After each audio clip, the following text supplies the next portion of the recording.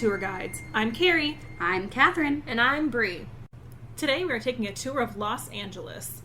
I have not been to Los Angeles. I have been to California. Actually, I take that back. I went for a spring break, and I definitely just blacked that out because I remember going to San Diego. I thought you were going to say you were blacked out. I was like, hey! I was in high school, so I was not blacked out. We don't encourage underage drinking here. We do not condone underage drinking. Or drinking and driving. Other than those two things, drink all you want. Yes, drink in a safe space. Yep. So yeah, I just don't really remember a whole lot because the San Diego Zoo kind of took over. Sure. Yeah. I've never been to LA. I have never been farther west in America than New Mexico. Really? I've been somewhere you haven't? Yeah. So I have relatives who live in LA, like several relatives who live in LA. I don't know how I've never made it over there yet. I think our plan was to stop on our way to Hawaii to visit my sister and her husband. So that would be cool because I've been to more countries than I've been states, which is kind of me, actually, but I would like to do more touring of our country, visit the City of Angels. Yeah, but I've never even been to California. It's funny you say that because the LA Angels make me cringe because it's so redundant. Los Angeles. The Angels? Yeah. Los Angeles. Okay. It's like people who say Barcelona. Barcelona. Barcelona. Yep. I have been to LA. I went with my dad once, and it was like a quote-unquote birthday present trip, but it was really a business trip that I got to like tag along on. Yeah. But I'm not complaining because I got to go to California, and I always wanted to go, and we stayed on Huntington Beach, but it was freezing tits.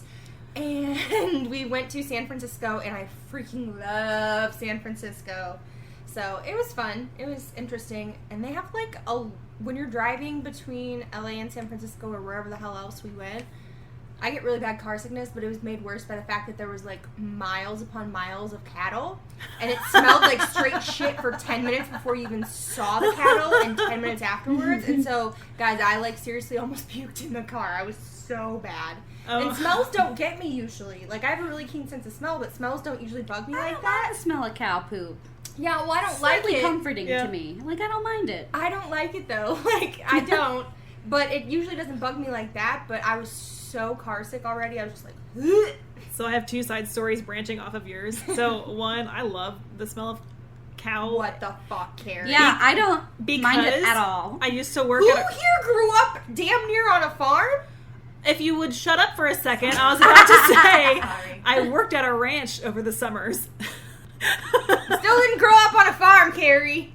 My family's from Kentucky, close enough. You won't Unbridled own it spirits. anytime we fucking bring it up. Yeah. I'm from Houston. That's why I said my family is from. I am very specific with my words. But also, I flew into San Francisco one time on my way to Napa with my mom. Mm-hmm. But the night before, Catherine, my husband, and I all got a little sloshed. It was her husband's fault, though, so this is not me. Zachary, it's all your fault. It was fun. I want to hear how this was Zach's fault. Because he kept buying us bottles of wine. Like, bottles. And I kept telling him, babe, I have to wake up at 3 a.m. to catch a flight. Babe, we need to go. We have to finish this bottle. And then he'd go buy another one. And I think we had like 5 bottles between the three of us. Between 3 of us. And some of them were like higher alcohol bottles. Mm-hmm. So I also almost threw up in San Francisco. However, I made myself because it was... Yeah. Before we got on the plane, because it would not have been pretty if I did not. Anyway, speaking of drinking, our drink this week is the Flame of Love. So you might have seen on our Instagram.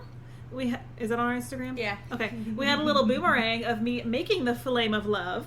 I actually discovered this drink from a book that I received for my birthday. Hang on, I'm going to interject. Right now I'm signing a petition to get down a Confederate monument near where I live, and it was started by one of my perfect baby angel students because the kids I teach are absolute angels, and I love them so much, and I miss them, and I didn't get to see them for a long time because of the coronavirus. Aww. And they're perfect. So you know who you are, and you're perfect, and I love you.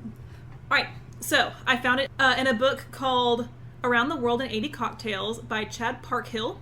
It was a gift from my parents for my birthday, which was a week ago. It's a really thoughtful gift for us too. Thanks. I picked it out. And Well, also, thanks. Anyways, my brother, I realized I kind of shat on him a little bit in Rome. I love you, brother.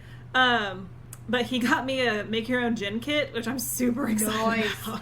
Yeah, I've seen those. That fits perfectly. Yeah, I'm so excited. Anyway, so the Flame of Love was created for Dean Martin in 1970 by Pepe Ruiz. a sweet name. I love it. He sounds cool. Like, Yeah. A cute little bartender in LA named Pepe.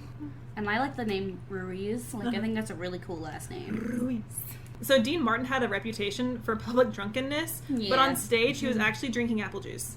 So it was more of a front rather than a reality. So he wasn't actually getting trashed. He was drinking apple juice. I get that. Yeah. Apple juice is delicious. Yeah. It is.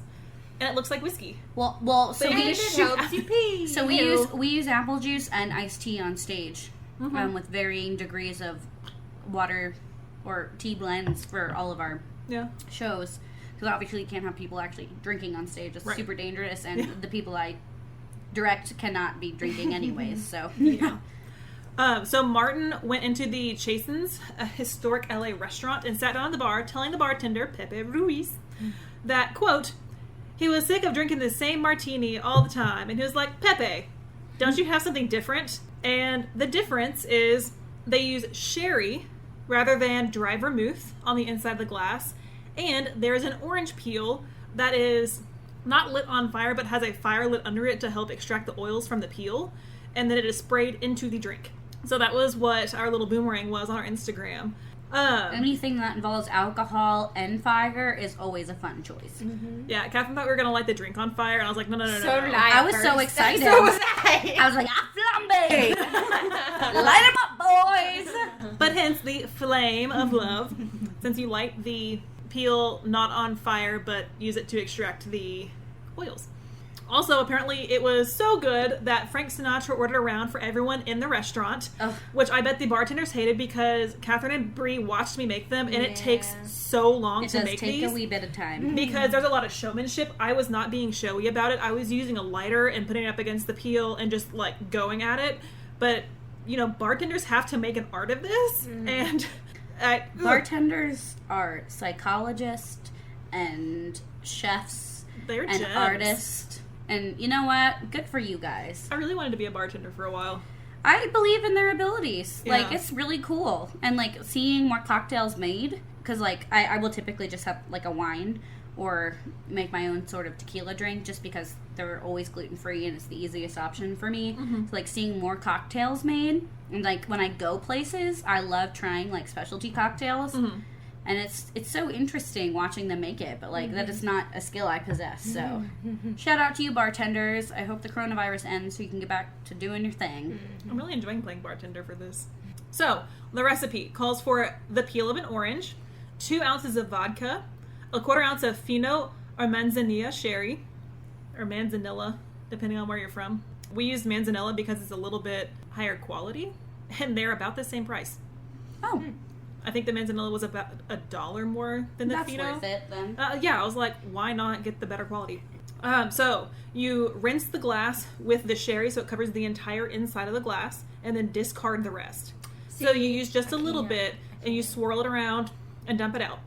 You light a match under the orange peel and squeeze the orange peel so the oils go over the flame and into the glass. You have to do this several times.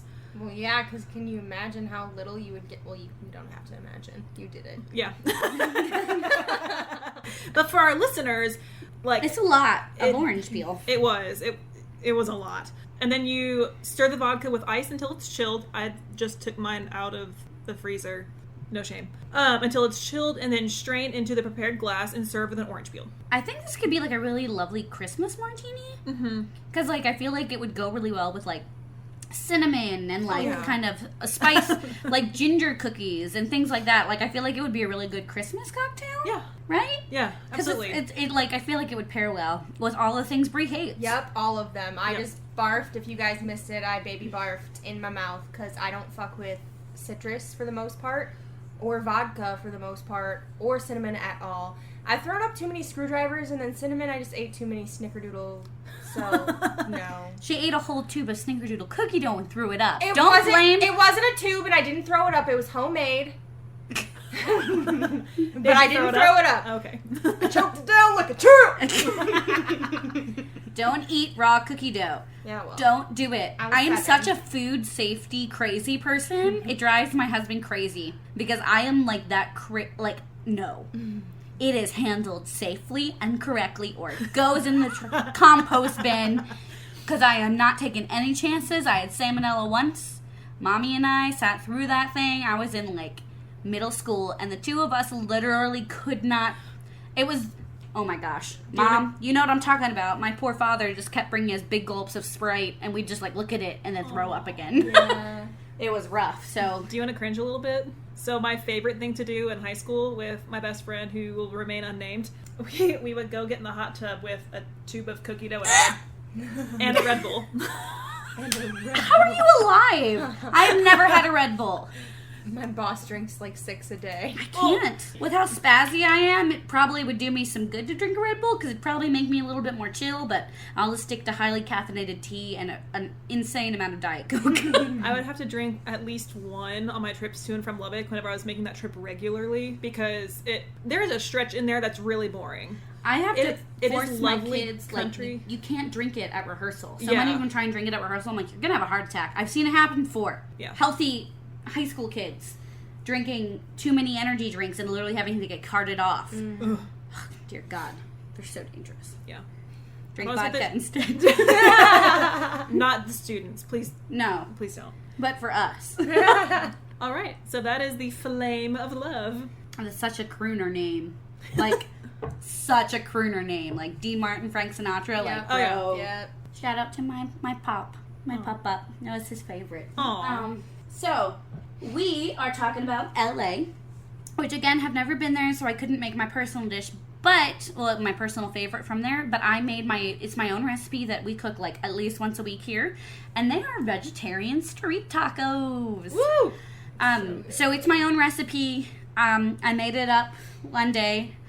We had a ton of produce from the farmer's market, and so I kind of just put it on a pan. So it is vegetarian. It can be vegan if you choose not to put cheese on it, and also gluten-free.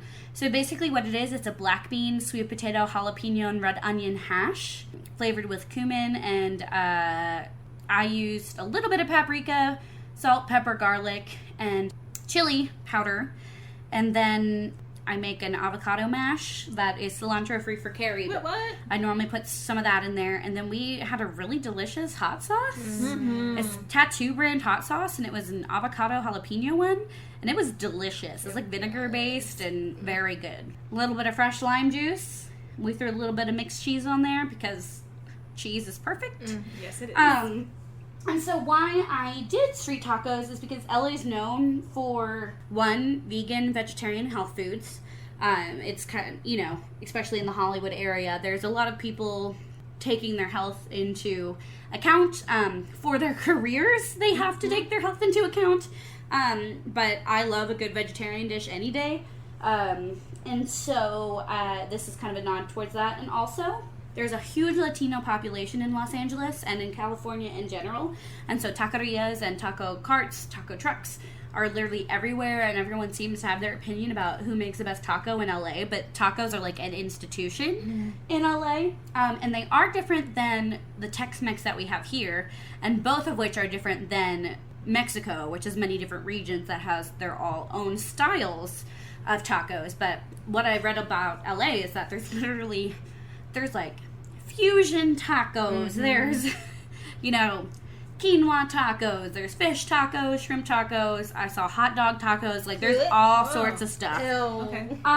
So Not judging. we did sweet potato, black bean, and avocado tacos today, and they were pretty delicious, and we had no leftovers, which is always a good Oh, sign. they were so good. Well, this is also like the third time we've had them here. Oh yeah, I And we cook them love them. literally all the time. Have I been drunk every time we've had them here? So you came late one time when we were out of tortillas, Oh, that's right. so Okay, you made okay. nachos with it. Okay. But like the sweet potato hash that I make, it's so easy, and I meant literally one sweet potato and one can of black beans and whatever peppers and spices and onions and stuff, like, it will feed an entire family. Yeah. So it is an extremely cheap dish. Like, for 4 of us to eat it, and that's with 3 avocados, and everything I buy is, like, organic and stuff on top of it. It was like $10 to make Awesome. the meal for the 4 of us. So it's a super family-friendly meal, and you could theoretically throw it in a crock pot and serve people over time, too. Yeah. So it's a great party meal. I make it whenever we have people over, because it is a great hangover/drunk food, because it's not hard on your stomach. Which is why I don't remember. Yeah. So yeah, California has a super diverse food, and a lot of them are like strictly restaurants in California. So I didn't want to do a knockoff of a restaurant in California, because they have such a cuisine-centered culture there that individual restaurants have their own creations, and that's the food that LA is famous for. It's not like a type of food. So I did my own recipe and just kind of did a nod towards LA. So Awesome. It yeah, was delicious, so good job. I'm glad you like it. It's really easy meal. Super easy. So I'm glad you liked it. Alright, guys. It's gonna be a shit show for me today. I'm sorry, I'm far too sober and I have not enough notes. So, And she doesn't do vodka or citrus, which is what I handed her. sadly, no. You want a glass of wine? I've moved on from my flame of love to a bottle of wine. Shout out to Landon. Sponsor us. Please. I'm still nursing mine. Also, shout out to Tito's, who provided the vodka for... I say provided as in I did not buy it. No, I totally bought this. But I specifically bought Tito's because It's made... smooth. It's smooth. It's made in Austin, so it's local for us, kind of. It's Texan. But, Don't mind my second glass of wine. But yeah, it's a good quality for very inexpensive, I think. And if you're a vodka sipper, it's the way to go. Yeah. Because it's good sipping vodka. I think I spent like $16-17 on it. Yeah. And Yeah. it's a standard bottle, so. Joe. Shout out to Joe. My dad does not drink much alcohol, but he is very a fan of Tito's. With his beautiful, beautiful bar that I want. Oh, yeah. My parents have a stunning bar room. They're It's moving. industrial style and it's gorgeous. They had and it I built love in. it. They took Ugh. the formal dining room and turned it into a bar room, and I love my parents. Yeah. Yep. Yeah. I love your parents too. And my mom is listening, so hi, Mommy. Hi, Leslie. Hi, Thank- Joe. We Oh, love you. Yay, I was going to say their names and I'm like, I can't remember if we've done this before. Can we say It's their names? okay. I call them Joe and Leslie half the time anyways, and that's Grace's fault, so. Alright, guys. So, LA. So, thank you, Caleb, for this little tidbit, because I knew what to go looking for, but there are 7 totems of LA, according to You, Season 2 on Netflix, that determines whether you're a real Angelino, apparently. We have so many cute shout-outs today. Oh my god, we're so cute. So, number 1, you have to spot a rollerblader in booty shorts. 2 is a... Okay, why would you rollerblade in anything but booty shorts? I'm saying, I mean, all this ass just flopping It around. would be worth the chafing. If I could rollerblade, I would wear chafing. booty shorts. And it would be worth the chafing. Yeah. Because if it's not a weird 80s soundtrack in my head, I don't want it. Like, Right. why else would I rollerblade? I mean, yeah, and if you're going like full 80s soundtrack with the booty shorts, they better be high-waisted booty I shorts was like just they thinking have that. now. Okay, well- because I mean, why not take the Right. extra material from your ass and put it on your waist? If my thighs aren't covered, my belly has to be. Gravity can only handle one of the 2 being out, okay? And I'm flexible about which of the 2, but like, I have to have at least one of them contained. It's a safety hazard. Okay. Okay, we're gonna move on from that. So number 2 is a Am I police wrong? helicopter. I was gonna bring your boobs into it, but I was like, it's the K. They're always out regardless of what I wear, so it doesn't really matter. Number 2 is a police helicopter, aka a ghetto bird. Number 3 is 2 girls. So I saw this in 2 different ways on 2 different sites, but one said 2 girls at a party wearing the same dress, and then one said 2 starlets wearing the same dress. I don't know. Regardless, it's expensive and they're fancy. Yeah. Yeah. So number 4 is a pack of coyotes. Number 5 is a Like- dog in a stroller. Oh, also me. Rollerblading in my booty shorts. And Pushing it my would dog need to in be the like stroller. one of those cute little like snuffly faced What's yeah. the one by my apartment? That cute little boy. Oh my god, a French bulldog. Yes, it would have to be a cute little French bulldog in a stroller. French bulldogs are He's so so cute with their cute. bat ears and their squish face. He's so cute. Did I tell you he came running up to me? His owner was walking him, and he's He's like, a good boy. Nope. Aw. Came running up to me and was like, I know. He's such a good boy. Oh. Okay. We should get Nita a stroller. My mom probably would. Not gonna lie. You've seen the closet of clothes. Yeah. Okay, Brie has an entire shelf in her rather large walk-in closet devoted to very tiny dog clothes that all have their own hanger. Blame Karen. Oh, Karen. Yeah. Okay. So 6 is an off-brand superhero, and 7 is That's New York, too. Yeah. 7 is a palm tree on fire. Oh boy. Yeah. So those are the 7 totems of LA to make you a true Angelino. Nice. Some of them I can see. I feel like, well, no, I guess I do have a lot of fires. I was going to say, like, Yeah. if a palm tree's on fire isn't, like, concerning, but, like, Yeah. they've dealt with a lot of wildfires, and Yeah. people just, like, go about their business. Yeah. I feel like you have to be so tough if you live in LA that wouldn't even be concerning. I am not an LA person. An Angelino. Nope. It's not for me. I respect it, Uh-huh. but I'm going to stay over on the East Coast. Yup. She okay, Nita is propped up like a princess on a pillow right now. She wants a stroller. She looks like one of those dog paintings you would see. She I'm gonna wants take a picture stroller. so we can put it on the Insta. Pick one. Pick a stroller for her. She needs one. She's old She's and blind. posing. She and literally deaf. just posed for the picture. My dog is a fucking diva.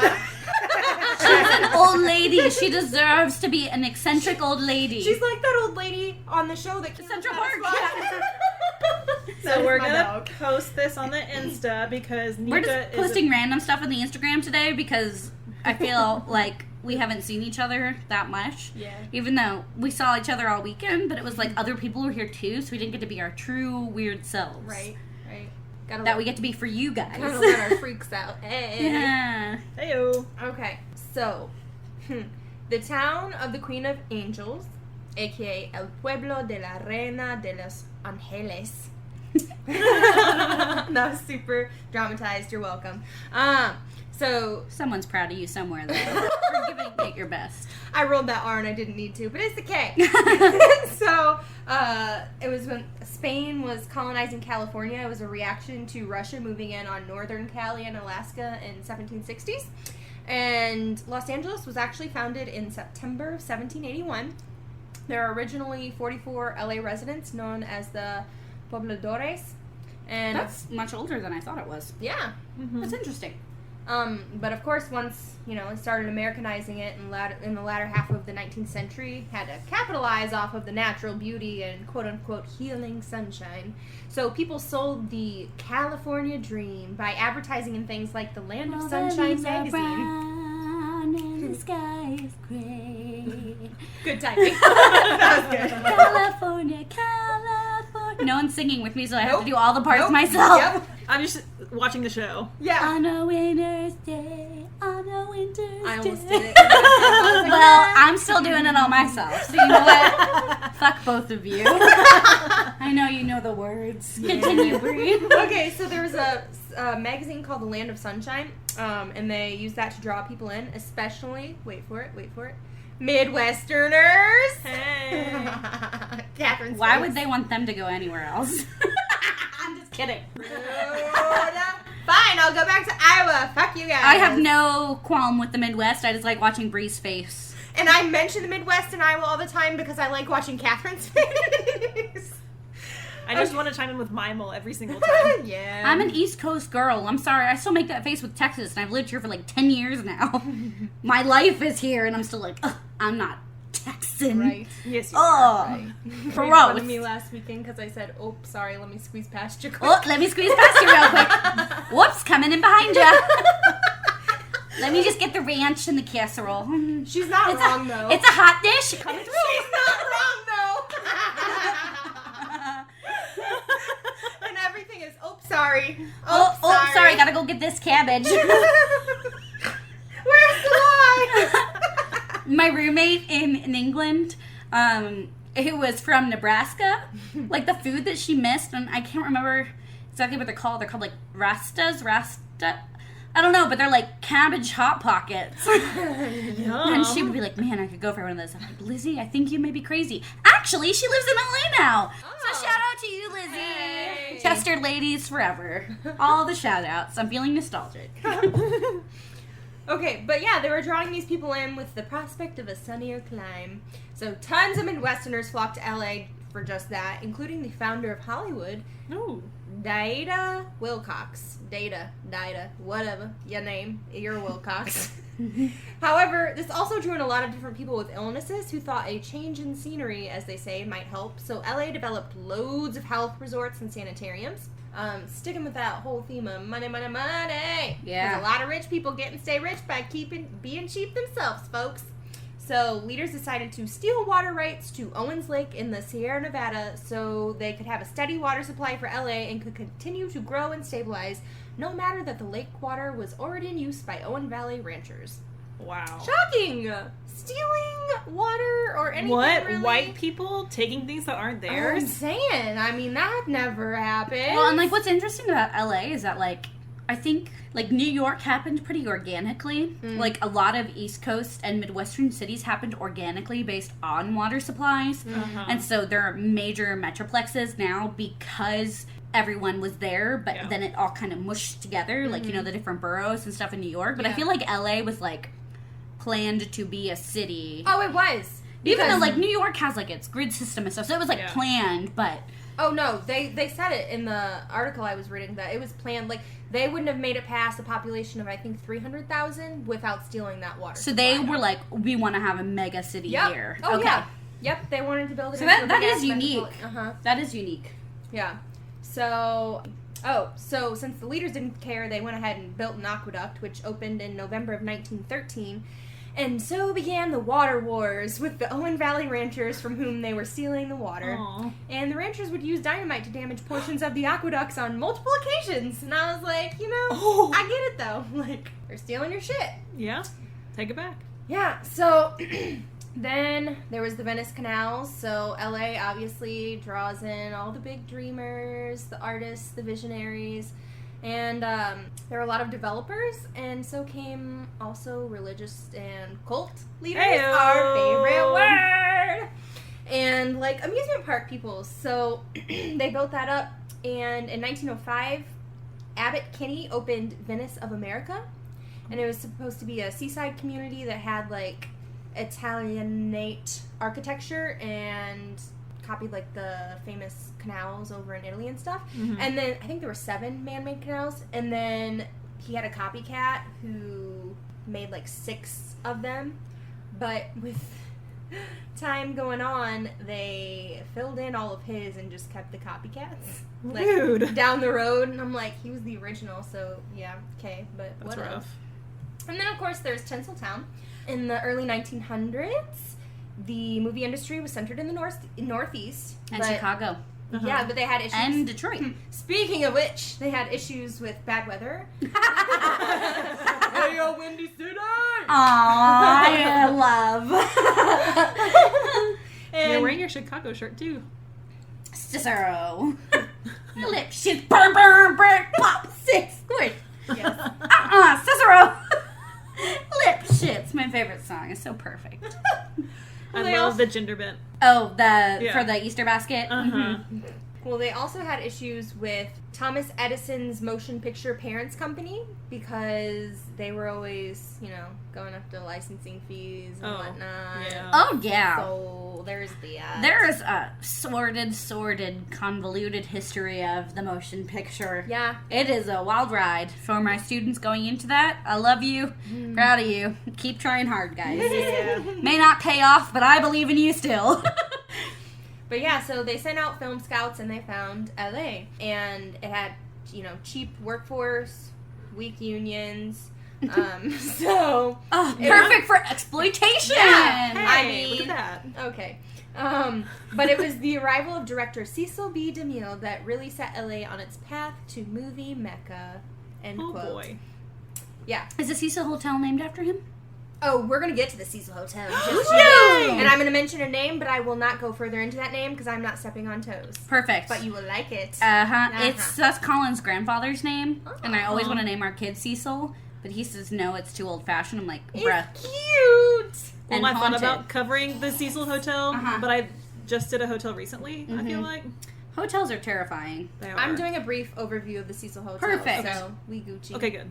Okay. And by the First World War, so all of the movie business went to LA. Yeah. Yeah. So then there's the Hollywood sign. Um, Which is also haunted. It didn't have anything to do with the entertainment. It was a industry. neighborhood, right? It was Yeah. like a neighborhood.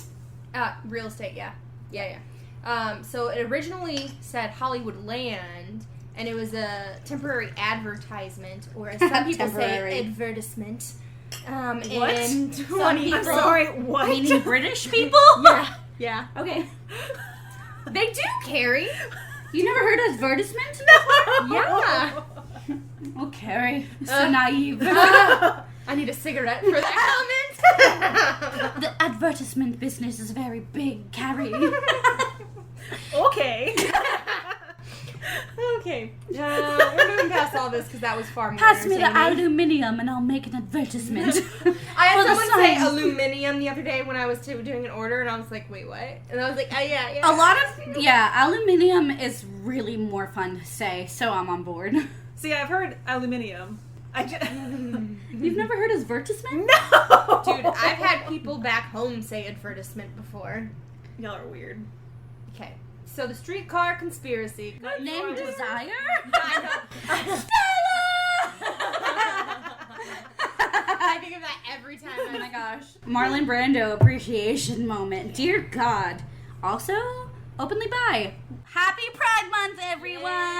Yay! I don't know how this Recording in June. This is airing in June. I Happy love it. Pride We Month. love you all. You're all valid and important. Yes. And I'm so happy if you're listening to this. We love you. We love you. We support you. Yes. You do you, babes. Sorry, I agree. I'm also reading as because again, no notes. Bree's not as obnoxious as us about this. I have my pride bag and my pride flag and everything all over there. Old Well, Baby well. also is doing whole pride themed clothes. They have like whole family Oh clothes yeah, you for showed pride. me the little Converse. girls. They have a little girl's dress that all has little rainbows on it, and if that's not colonized kids, I don't want it. We got Converse married. has pride. Our officiant, who's my best friend since childhood, hi Kelsey, wore a pride stole for our wedding. She's like, I got a pride stole. I thought you'd like that. I was like, thank you so much. I love it. It's beautiful. Okay, so the streetcar conspiracy, and I'm quoting this. Name Desire. No notes. In 1945, a sinister corporation called National City Sinister. Lines, comprised of General Motors, Firestone Tires, Standard Oil, so on and so on, That's took not a over, good mix. yeah, took over the thriving Los Angeles Railway, which served most of the sprawling region. Then, over the course of the next 2 decades, LA's extensive streetcar network was eliminated, and the iconic red cars were replaced with shiny new buses. So that is the conspiracy theory. Other California cities kept their streetcars, though. Yeah, well, Name it says Desire. that the National City did buy and dismantle the Los Angeles Railway, but Okay. it was already being superseded by personal automobiles. Do you talk at all about the exploitation of Asian Americans in this? Let's find out, shall we? Because you bitch don't know. A shout out to our Asian Americans. Oh, that's next. perfect. Redlining. Look at that. I know. There's a lot of shit going on in the world right now, and it's impossible for us to touch on all of them. But just know that we love you, okay? The fucked up thing is, I literally talked about it in Tokyo, and then I was like, I don't even know if I'm talking about this in LA. Like, Yeah. Here we are. Yeah. surprise! And this is for you, George. If ever you listen to us, we love you, and we love your art that you are giving to us, and we're sorry about her past, but I'm happy that you can be here for Pride Month and to talk about your Asian American heritage. Boom! What a gift. Yeah, so Oh my. LA had a super racial history. That's an entire bottle of wine. Yeah, Almost. Catherine's getting a little tipsy. I'm still nursing my singular martini, and Yeah. Brie has not taken a sip since we started. I'm not drinking that. I'm sorry. I will vomit everywhere. Go get some of the Western Sun. I have I'm raspberry supposed to Western be Sun. speaking. We can pause it. That's probably a good idea. Pause. I'm far too sober for this. In the 1900s, black and brown Angelinos were the target of two particularly hideous practices, and that is a Jeez. quote. There's the creation of sundown towns, where black Ooh, people yeah. weren't allowed to live, Mm. or be seen after sundown. And What? yeah. We're not allowed to be seen? Like in that town after sundown. Sorry, I'm having a moment with the vodka. I'm having a moment with Oh. what the fuck is up with that? Yep. Well, I drank because of that, and it just... Yep. Oh, I'm sick. Yep. So LA communities that included the Palos Verdes, South Pasadena, and Ugh. Hawthorne were all sundown towns and avoided by minorities. Yeah, of course they were avoided by Yep. minorities. It was very clear that they weren't accepted there. Yep. Well, there was also redlining. So, to bolster the housing market, when the Homeowners Loan Corporation was established in the 30s as part of the New Deal, Yeah. it assessed and ranked the value of land and risks according to a neighborhood's economic and racial And makeup. the side effects are still happening right now. Oh, yeah. Oh, yeah. Like, this is a massive problem right now about housing laws for our minority and people of color citizens. Mm-hmm. Well, it's- Citizens of our country It's who the are still systematic racism. Yeah. Yeah. That is exactly what it is, because I can think back growing up, we had a singular black family in my neighborhood, and we're all, yeah. Well, I've mentioned before on this podcast, my high school was the rich white kids, and it's just because we split off from another district, and that's just who happened to move into our area. And so to have that token black kid, Oh, God. Yeah, that's that's what they horrible. were, and that's just because of where they lived. See, because they and- wanted to provide that better life for them, and because it was kind of untapped territory, they stuck out like a sore thumb. And so I'm Yeah. terrified, because he was a hooligan. He's probably never going to listen to this, so I don't mind talking about him. I'm not going to say his name or anything, but I'm scared for him now. He was never really nice to me, but I worry for him and his family, because he has younger sisters who are adorable and precious babies. Well, he may not have been nice to you because he was dealing with being the Oh, no. token black kid of his school. Oh no, his whole group would ding dong ditch me. My pastor's son slapped me across the face. Like, he was as white as could be. It No, didn't matter. Just a bad friend group. They were horrible, Yeah. and they all happened to live in my neighborhood, and we're just terrible people. So if you're listening, I hope you've changed, because You're terrible people. you were mean to me. So when I first moved here, freshman year in college, one of my roommate's friends was like, "You're from Iowa. Do you have black people in Iowa?" I said, "Bitch, what?" Yeah. What? So Yeah. I'm very open about my privilege, and I, come from an entirely white family, and the best thing I can do is listen to my friends of color and be there for what they need, because the LGBT community I can connect with, different religions I can connect with, and I just have to admit that I can't understand the struggle of our Yeah. people of color friends, and the only thing I can do is listen and try to learn from that, and hope that me and my husband can teach our kids to be better and keep moving forward. But Yeah. where I come from in Philly, we had a more diverse group of people. My roommates in college were black, and they taught me so much for me to start to be able to understand the differences, because growing up in an entirely white household, you don't always learn things, and so they were Right. able to teach me, because they're wonderful people who I think knew I was coming from a place of trying to learn. And Yeah. but I learned so much from them and from my other black friends and my friends of color, and I still have learning to do. But I'm thankful that I've had people in my life who've been able to teach me about the struggles that they've had and about how different it is for me, so Yeah. that I can be aware of it, because it's something that, if coming from an upper middle class white family, it's not always something that I can see. Yeah. So it is the best thing that you can do, is to listen to your friends of color Yeah. and your friends who have come from these things, and even if they're not friends, talk to people in your community, because that's the only way we're going to get things better. And I know we try not to get super political, but this is really important. Yeah, And because this is- it's so it's a part of our important. history that is currently, still It's affecting our present. Right, Our it is happening now. Yeah. And I know with my history, I have worked in extremely diverse communities, and in the first job that I worked out of college, full time, not part time.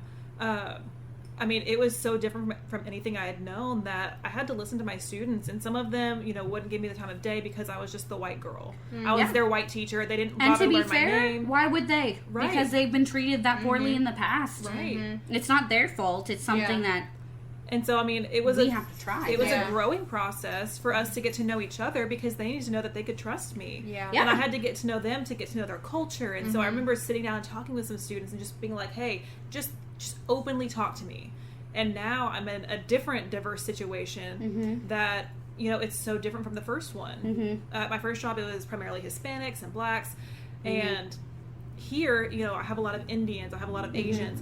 And so it's learning about these cultures, and what I love about learning about diversity is it keeps me open-minded. And shout out to someone that you guys will get to meet pretty soon, my dear, dear, dear friend, Becky, who is an amazingly strong Black woman who is making huge strides in her career and her community. And together we directed a Bollywood production of a show, and we had Asian students, we had Black students, we had Latino and Latina students, and it was about Bollywood and the just absolute outpouring of love that we got for doing that show. I'm about to cry because I've had an entire bottle of wine, and that was such a positive experience because we had people coming who are of Indian descent, and you'll hopefully get to meet my dear, dear, dear friend Rupal. Who is a gem. She told me her daughter one time, but it almost made me cry. She's literally the kindest person I've ever met in my life, and we run travel. Becky, Rupal, and I, we do tours with our students to take them to experience new cultures, and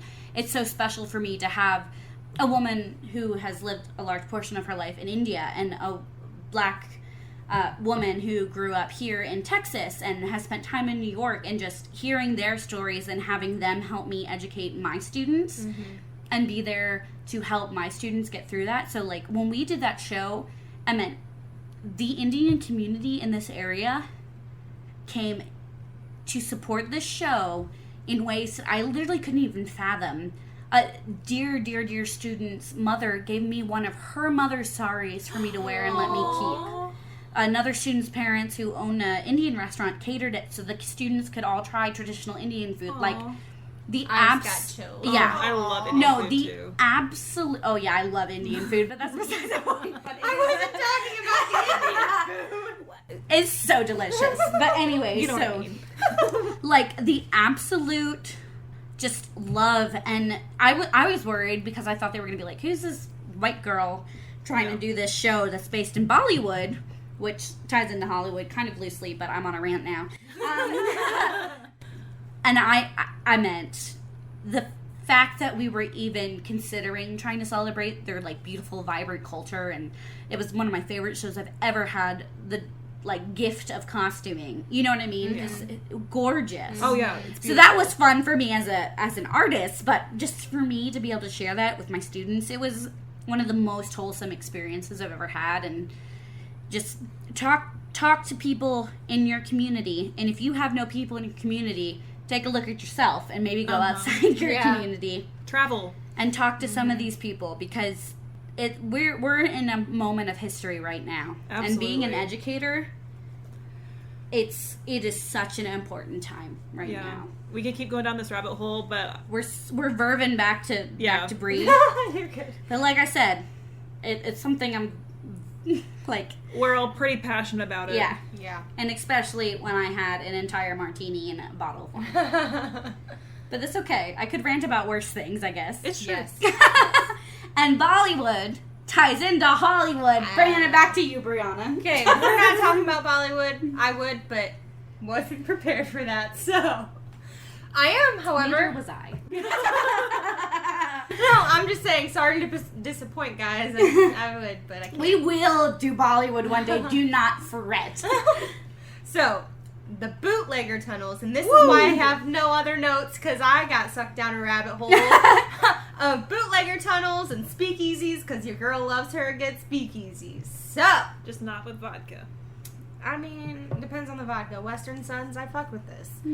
Other It's vodka. flavored. Sponsor us. Western Sun, we love you. It's not the And now flavored we- bit that I have a problem with. But anyway, so bootlegger tunnels. on midnight of January 17th. Of course it was midnight. Everything I started at guarantee midnight. I know. I guarantee you it was not at midnight, but they picked midnight. They said it was midnight, January 17th, 1920. Alcohol became illegal. Oh yeah. Oh, then that does make sense. Yeah. It was midnight. I was like, no, this makes sense. Okay, Bree, again, bottled wine and a martini. I'm trying here, guys. Ugh. Gosh. I'm just gonna cover my mouth for a while and sing Chicago songs in my head. So, That was Carrie, that wasn't me. Mine's in my head. to get past. Sorry, a car honked outside. I was like, is my car? And it kind of sounded like old timey. It's the bootleggers, Bree. It's the Ghost of Bootleggers tasting. Yay. Okay. The bootleggers. So to get past the whole Pass the corn. prohibition thing, shut up. Some doctors would make medicinal whiskey to give to their patients for a bunch for a of cough. different made-up illnesses. It's for the cough. A bunch of different made-up illnesses. Okay, in Kentucky, we have cough medicine that's made out of whiskey Okay, and honey. every single medication is going to kill you if you take too much of it, so continue. So, they actually, on the documentary that I watched, he took them down to a still functioning speakeasy, and they had like 9 or 10 bottles that were like bonded in whatever the fuck else he said. 9 to 10 bottles of whiskey on the wall, 9 to 10 bottles of By whiskey. so it, like the U.S. government like sanctioned these bottles that were like bonded by. It was on Pawn Stars once, a medicinal bottle of whiskey. It's Yeah. really interesting. Well, he Yeah. still had like 9 or 10, and so he's like, "You want to pop one open?" He's like, "If you let me, yeah." Oh my It gosh, was like that's a- history. It was like a 109-year-old bottle of whiskey, y'all, and like the cork like fell apart into it, so they had to like strain it out. But Hey, they said what it was an so good and so experience. smooth. I was like, and the guy, he's only the 3rd person to ever own that place, and I'll get to it later. It's like they during Prohibition to keep it open. I'm just gonna talk about it now. That's fuck fine. it. To keep it open during Prohibition, they just moved the bar downstairs, speakeasy. Yeah. And upstairs, they made it into a grocery store. Mhm. But they have pictures of perfectly placed produce and guys in perfectly white aprons, and the produce never moved, and their aprons were always white. Interesting. So it was a front. It was straight up a front. But this guy who owns it now, I do love produce, though. they had so much that I was Produce like, and that would alcohol. be so expensive to just buy fresh produce all the time. Was and it never wax? fucking sell it. I wondered, It but is you the would city of think- props. I know. I wondered, but you would think someone would check. No. People That's don't true. check stuff. That's true. City officials were all in on it, like, and then like Crawford. That's and because shit, they just like- wanted to have a beer after work. Yeah. Come on, man. Okay, but the current owner, he's only the 3rd owner ever. And That is a legacy. He's a Dubliner. He's an immigrant from Dublin. And I was Of like, course "Yay!" he is. Yeah, he's great. Wait till we do Ireland. Wait for those accents. Oh yeah, guys. Oh my You're god. going to I'm so hear lots of excited. accents, and they're going to be real rough. So my Sounds like I'm Irish from side is Look at coming the out. I'm Irish. super sunburned because I've been out in the sun a lot gosh, this past me too. week and a half. I get It's been glare from the windows. I get sunburned from windows being. Oh, I've been Right. out every morning. It was 3 days last week, this morning, and I still have 2 more days this week volunteering outside. Damn. I'm so sunburned, y'all. My favorite Ireland memory. There was this old man, and so there was this kid, and I We were in definitely. Ireland together, weren't we? Yeah, but I was there the night before you. Oh yeah. And I almost got murdered. Walking from the fucking bus to get to the hospital. Yeah, I literally almost got murdered. Yeah. Also doing that exact same walk. Yeah. But I think the very drunk group of men who were walking with me realized I was terrified of them and were like, oh, man, no, that's not the vibe. And so they walked away. But I feel like they did not know how absolutely terrifying they were being until they saw me and were like, oh no, we better walk the other way. Like, we are not trying to be. No, I had this kid come up to me, and I had my camera because tourist. Yeah. And he walked up to me and seriously circled me, guys, and he was so close we almost brushed chests. Nope. And this older dude with his son or grandson or something was like, watch out, lass. The lad's sussing you out. And I was like, yep, I got that. Thank you. We almost brushed noses, but you're an adorable, sweet Irishman. I love you. Yeah, I think the guys that were, like, following me were just, like, walking that way. Mm-hmm. And then realized that I was not okay with them being there because one of them was like, like panic, and I was like, thanks, guys. Oh, no. Mine was definitely trying to bug me, and I was like walking into this department store, losing you in all the racks, and going out the other entrance. Okay, bye. Yeah, We'll I talk think mine were about just my drunk. Possible mugging story when we talk about Paris later. Oh, Yeah. Okay. Versailles. Oof. See, I should have talked about mine in Italy because there were a lot of incidents. But Oof. anyway, Oh yeah. Pickpockets. Rough.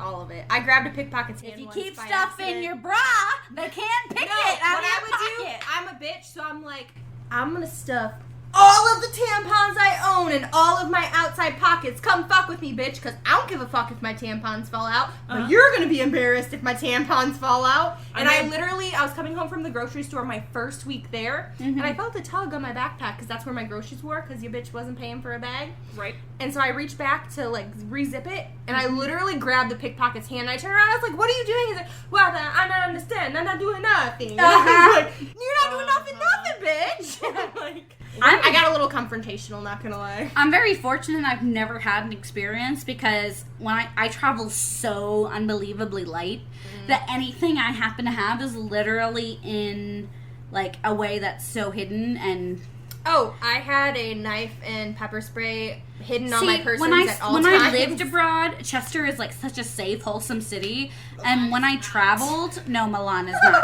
But when I traveled too, I looked British, like, you know, like I bought an entire new wardrobe pretty much when I was there because I wanted to. So everything I owned was from British stores, and I would try and be with my British friends as much as possible. So I don't think everyone thought I was from Ireland in England because I'd be like, "Oh yeah, my name's Catherine." They're like, "Oh, you're from Ireland then?" And I'm like, "Nope, I'm from Texas." And then we get to the Dallas story, which you guys have heard before. So Okay. And bring it back. Yep. All right. So speaking, That was your fault. Yay! We're getting ranty. Partially. Okay. So also people would obviously make their own hey bathtub gin, you nasty bitch. Heyo. Or they would illegally import it. So there's this place called Kohl's in downtown LA. Okay, sorry, backtracking to bathtub gin. Technically, that's what I'll be making with that kit. Because it's just homemade gin. Yeah. So it's... But well, you're not making it from the bathtub bathtub. it better not It's touch better. your bathtub, Right? Carrie. Okay. Right? I will not share in your Do not excitement. partake. My little Babe. bottles are, like, tiny. They hold, like, the 375 milliliter. Yeah, it's those. So, not bathtub, but, quote, bathtub gin. Okay. Secret passageway in the back of Kohl's in downtown LA. Opened in the basement of the Pacific Electric Red Car Terminal. Ooh, And the that's staircase connected the rail platforms above with the bar. Oh, so fun. Oh, so I'm pretty sure the same guy owned both, and that's why. The building was built in 1905, and it was used to stable the horses at Kohl's so people could then go get on the Pacific Electric car. Oh, So wow. that's where the tunnel comes in. Wow. And the stairs... Railways are so important in American history. Yeah. They are. Yep. And they've been overlooked in current times. Yep. But there's Yeah. supposed to be a high-speed railway that's connecting Dallas to Houston. I'll be able to go see Kelsey whenever I want so much quicker. I know. Okay, so this led from they led back and forth, and so the this door to this secret passageway starts like halfway up or so up the wall, Mm-hmm. and so the stairs begin at about this- like waist to chest height, Nope. and the opening isn't that big, so it's not tiny like a crawl space in a house, but it does have stairs leading up, but it's still not the size of a regular door. Kohl's, That's cute. Yeah, Kohl's still has the original bar top from the 1908, which is cool. Oh, that is cool. Sorry, I'm getting distracted by animals, I so I'm know. stuttering so They bad. did really good. That's good. Yeah, sorry if you heard me saying Mavis, no. That's because Mavis just hopped up onto the couch where Nita was laying. And I So was- Bree's dog is really old, and she brings her when we come record. And one of my cats is like, "Hey," and that's it. And the other cat, Mavis, can be a little bit confrontational, because she's cross-eyed and therefore blind. and so they're both blind, and so they just get very stressed out. But Mavis just walked completely past Nita and went up to her spot, and it was very good, and I'm very proud. Mavis She is like, she "I'm too tired growled for and this shit then today." went straight up. And so we were all watching that because it was a landmark encounter for them. Nita, sit down. Lay down, baby. Lay down, sweetie. She grunts. She's Okay. Me too. So alcohol had she's to come in back. either from the street or from the Pacific Electric car Yeah. during Prohibition. So they think the owner, Huntington, hooked it up through the electric car since he owned that too. Yeah. Kohl's was the place for anybody who was anybody to go, especially to drink during Prohibition. So Okay. famous gangster Mickey Cohen was there regularly. He had his Cool. own booth. with his back against the wall, because same. No. I'm trying to sit with my back against the My wall. father, when we go to restaurants, he will be like, Yep. I'm sorry, do you think we could, like, move tables? Or if I sit, because I hate sitting Yep. with my back to the door, he will be like, get up. And make me move. So Yep. he can sit with his Your back. girl is always trying to be prepared. I'm trying to see what's coming, because paranoid. But I feel like they had real reason to Yeah. be. Well, I mean, he was a famous gangster, Yeah. And if anyone was sitting there, they immediately, like, vacated the booth, Yeah. because they knew it was his booth. Imagine So, being that regular someplace. Trader Joe's. This is my shopping cart. Back off. So the day Prohibition was repealed, Kohl's sold 1,900 gallons of beer, and there was a line around the block. Dang. That's really wholesome, actually, though. Support local businesses. And there was a guy there that worked there for, I think they said, like, 63 years. Yeah. Like, yeah. That's really And wholesome. so that's how the guy in the documentary got all of the information he had, because the guy was a bartender there for 63 years, so he He's was like a alive during journal. Prohibition Yeah. and, like, He's like, Prohibition. he's like a journal of Yeah. all the things. Yeah. That's Guys, amazing. I love history. I nerd so hard on history. It's History is pretty great. cool. Ugh. Okay. Even when it sucks, it's still interesting. Yes, Yeah. yes. And we can learn so much from it. Yeah. Okay, so there's another saloon called King Eddie Saloon, and has an old speakeasy space, and it used to be King Eddie Speakeasy, but it has a speakeasy space below that had tunnel access from City Hall. Tunnel access? From City Hall. That's not surprising. We I know, but they've now like bricked it or filled it in or Never whatever. fill in secret tunnels. I know. It was a piano store though, so it probably Hey! they probably had to give like a secret word to a piano worker upstairs to get down to the speakeasy. Oh my god. Was it a Steinway store? I don't know. I don't know what kind of piano store it was. That's Probably really a interesting. Yamaha. I don't. Not in the 1920s. You never know. Okay, but if they didn't I'd get be there on from that. the tunnel or the piano store, people probably came in from outside through a lift from the street that could bring like bigger stuff like pianos down. Ooh, piano lift. Yeah, but the tunnel, like I said, is now bricked off, and the legend says the tunnels went all of the way to the sea, but they didn't. That is a lie. It's a fallacy. That's a beautiful thing, though. I know. That's like a beautiful saying. So they had tunnels that could lead to the sea because obviously they imported booze illegally Yeah. by Oh, sea. so like small boats bring it up to the. Yeah. Because they would dock bigger boats in like a hidden cove or under covered slips and stuff, and then they would unload into smaller boats. Because there's they a would lot of bring in- coastline to work with. Well, yeah, because so. they would bring Yeah. in illegal booze from Canada, and they would bring booze up from Mexico over the Tijuana border and shit. Sure. So to transport, they would bury under stacks of hay and other clever means. Sure. Prohibition allowed women to now drink more publicly like men, whereas before it wasn't socially acceptable for them to do so. Shout out to Prohibition, bitches! A throwback to Colin's surprise birthday party this Yeah. year. If you were there, you know what I'm talking about. Thigh flask wasn't working out. Okay, so Bootleg Highway is the one that crossed the Mexican border at Tijuana. What were you gonna say? Was that party where you and I had the matching dresses? No, you had your dresses that were your house, House colors. colors. Oh, that's right. Yeah. Mhm. I had my Slytherin green. Bree had her nice Hufflepuff yellow. We I have the most scandalous outfit I've ever worn in my life. It was wonderful. Thank Uh-huh. you. That's sweet. You're so drunk. Okay. You have never taken a compliment so well in your life. Okay. It was nice of you. So the bar I talked about earlier with the grocery store cover, I think it was owned by Caesar Menotti. He was an Italian immigrant. Hey, Yeah, I put that in there for you.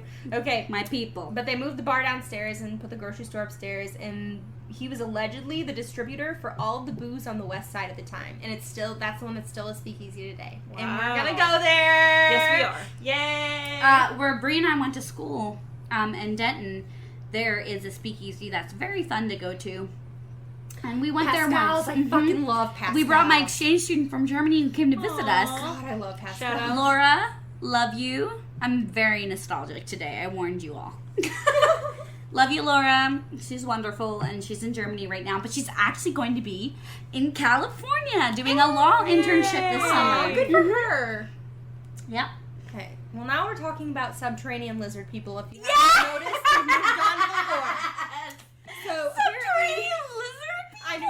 that. Oh Okay. my god, Bree! So apparently there's an advanced race known as the lizard people that lives in the catacombs beneath LA from thousands of years ago. There's a Doctor Who episode about this. There is. It's beautiful. Well, the geophysicist George Warren Schufelt began searching for the tunnels and their buried treasure in the 30s.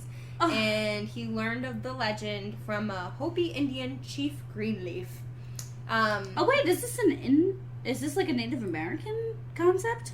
I guess, I don't know. That's interesting. I never knew that. Yeah. So the LA Times actually covered that quest, and they reported that he claimed to have built an X-ray machine that showed him the network of the tunnels. 'Cause catacombs, so X-ray of the Earth.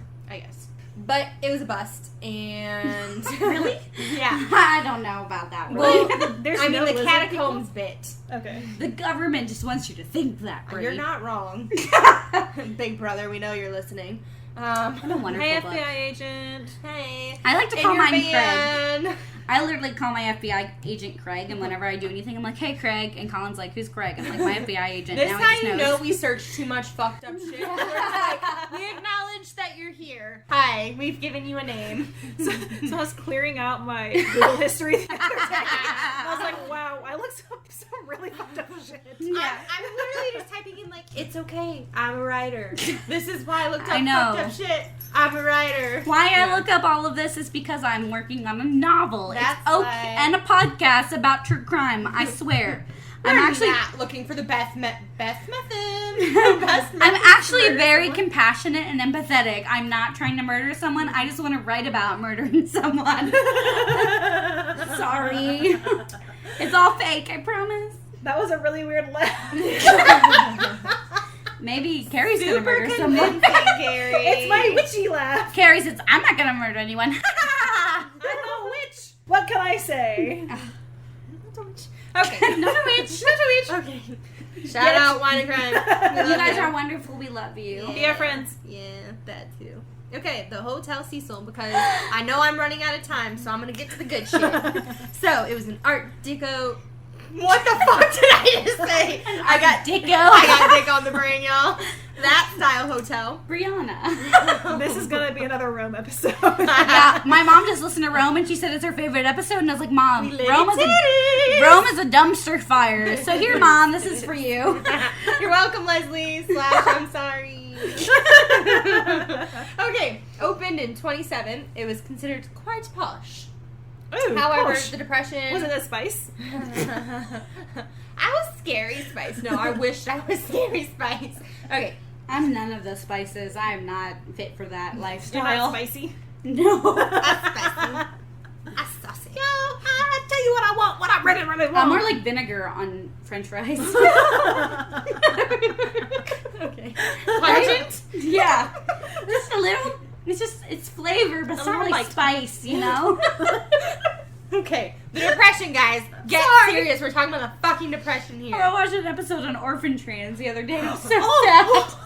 Oh, speaking of the Depression, although So sad. maybe not the Depression, but still, it was very like wartime-esque. So I went to Walmart the other night because I had no choice, and they had big ass cans of like canned vegetables and Vomiting. shit, like green beans and all this other. Shut up, cat. Bree, I'm the one that is trash. I know. You are not allowed to say green jeans.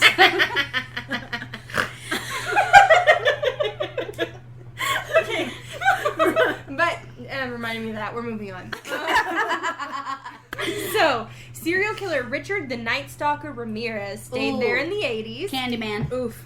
Australian killer Jack Unterweger. Nope, that was not Australian. Also, sorry. if Is you it just heard a Austrian, clink. maybe? That was my toe hitting. It is Austrian. I just can't read. I thought it may have been So Austrian. I said the last name right. Maybe. Yes. Yes. Yeah. I just can't read the first word. It's fine. So he had a room in '91, and during that time, he was on assignment as a journalist, and he murdered 3 women.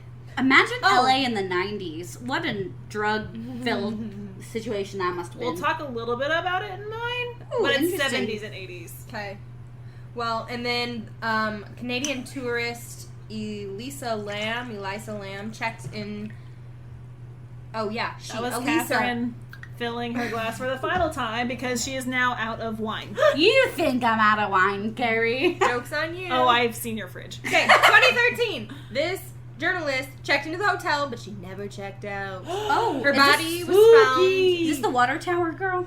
The Yeah. water. Yeah. Oh my gosh! Her body was found in the water tower, and they ruled it a suicide and said she just accidentally, drunkenly, like, Okay. or Okay. whatever. But So they I watched every single thing I could find on her. I am so freaked out by the whole situation, and nothing bothers me. And either something terrible, like something horrible was happening to this woman. Okay, I want to do a story on this. It's a fascinating story, but I just feel so bad for her because no matter what happened to her, Yeah. something horrible was happening to this poor woman. So I really want to do a story on this, but it's not really paranormal. is it though? We don't know. I know. Well, most Okay. signs lead to true crime, Yeah. but like, Or paranormal. It depends on well, who you and ask. the elevator portion could be a little paranormal, It's but that's this more of poor a woman. legend. I'm gonna have to research her more because that's all I got. Oh. It's like a wonderful story, but this poor woman, something horrible happened to her, and whether that was some like supernatural force, Yeah. like a third Medication. party force, medication, something happened to her, Yeah. and it was horribly, horribly sad. Uh, And there's so many theories around it, which makes it a really interesting read. But like this poor woman, We should do like a mini-sode of yeah, stories from the cities we've done that we just want to cover. Yeah. Because Bathory, fuck yeah. yeah. Bathory, this chick, I mean, There's so many true crime stories from all the things we've done. Yeah. Unfortunately, true crime is never in short supply. Yeah. no. But I mean, that is one that I seriously Yeah. considered covering, but So, this woman's family and friends, I'm so sorry Yeah. someone that you care about went through an absolutely horrific experience, regardless of what right. the other factors were in, because it is troubling. It is Yeah. a troubling Yeah. story. Yeah. Oh, and I misspoke earlier. It wasn't drunken drowning, accidental drowning. But they weren't sure how she ended up in the tank. Right. They So- literally do not know how she ended up in Yeah. that water tank. Well, in the weird The manic video. I've state watched that the she was video. in, Ugh.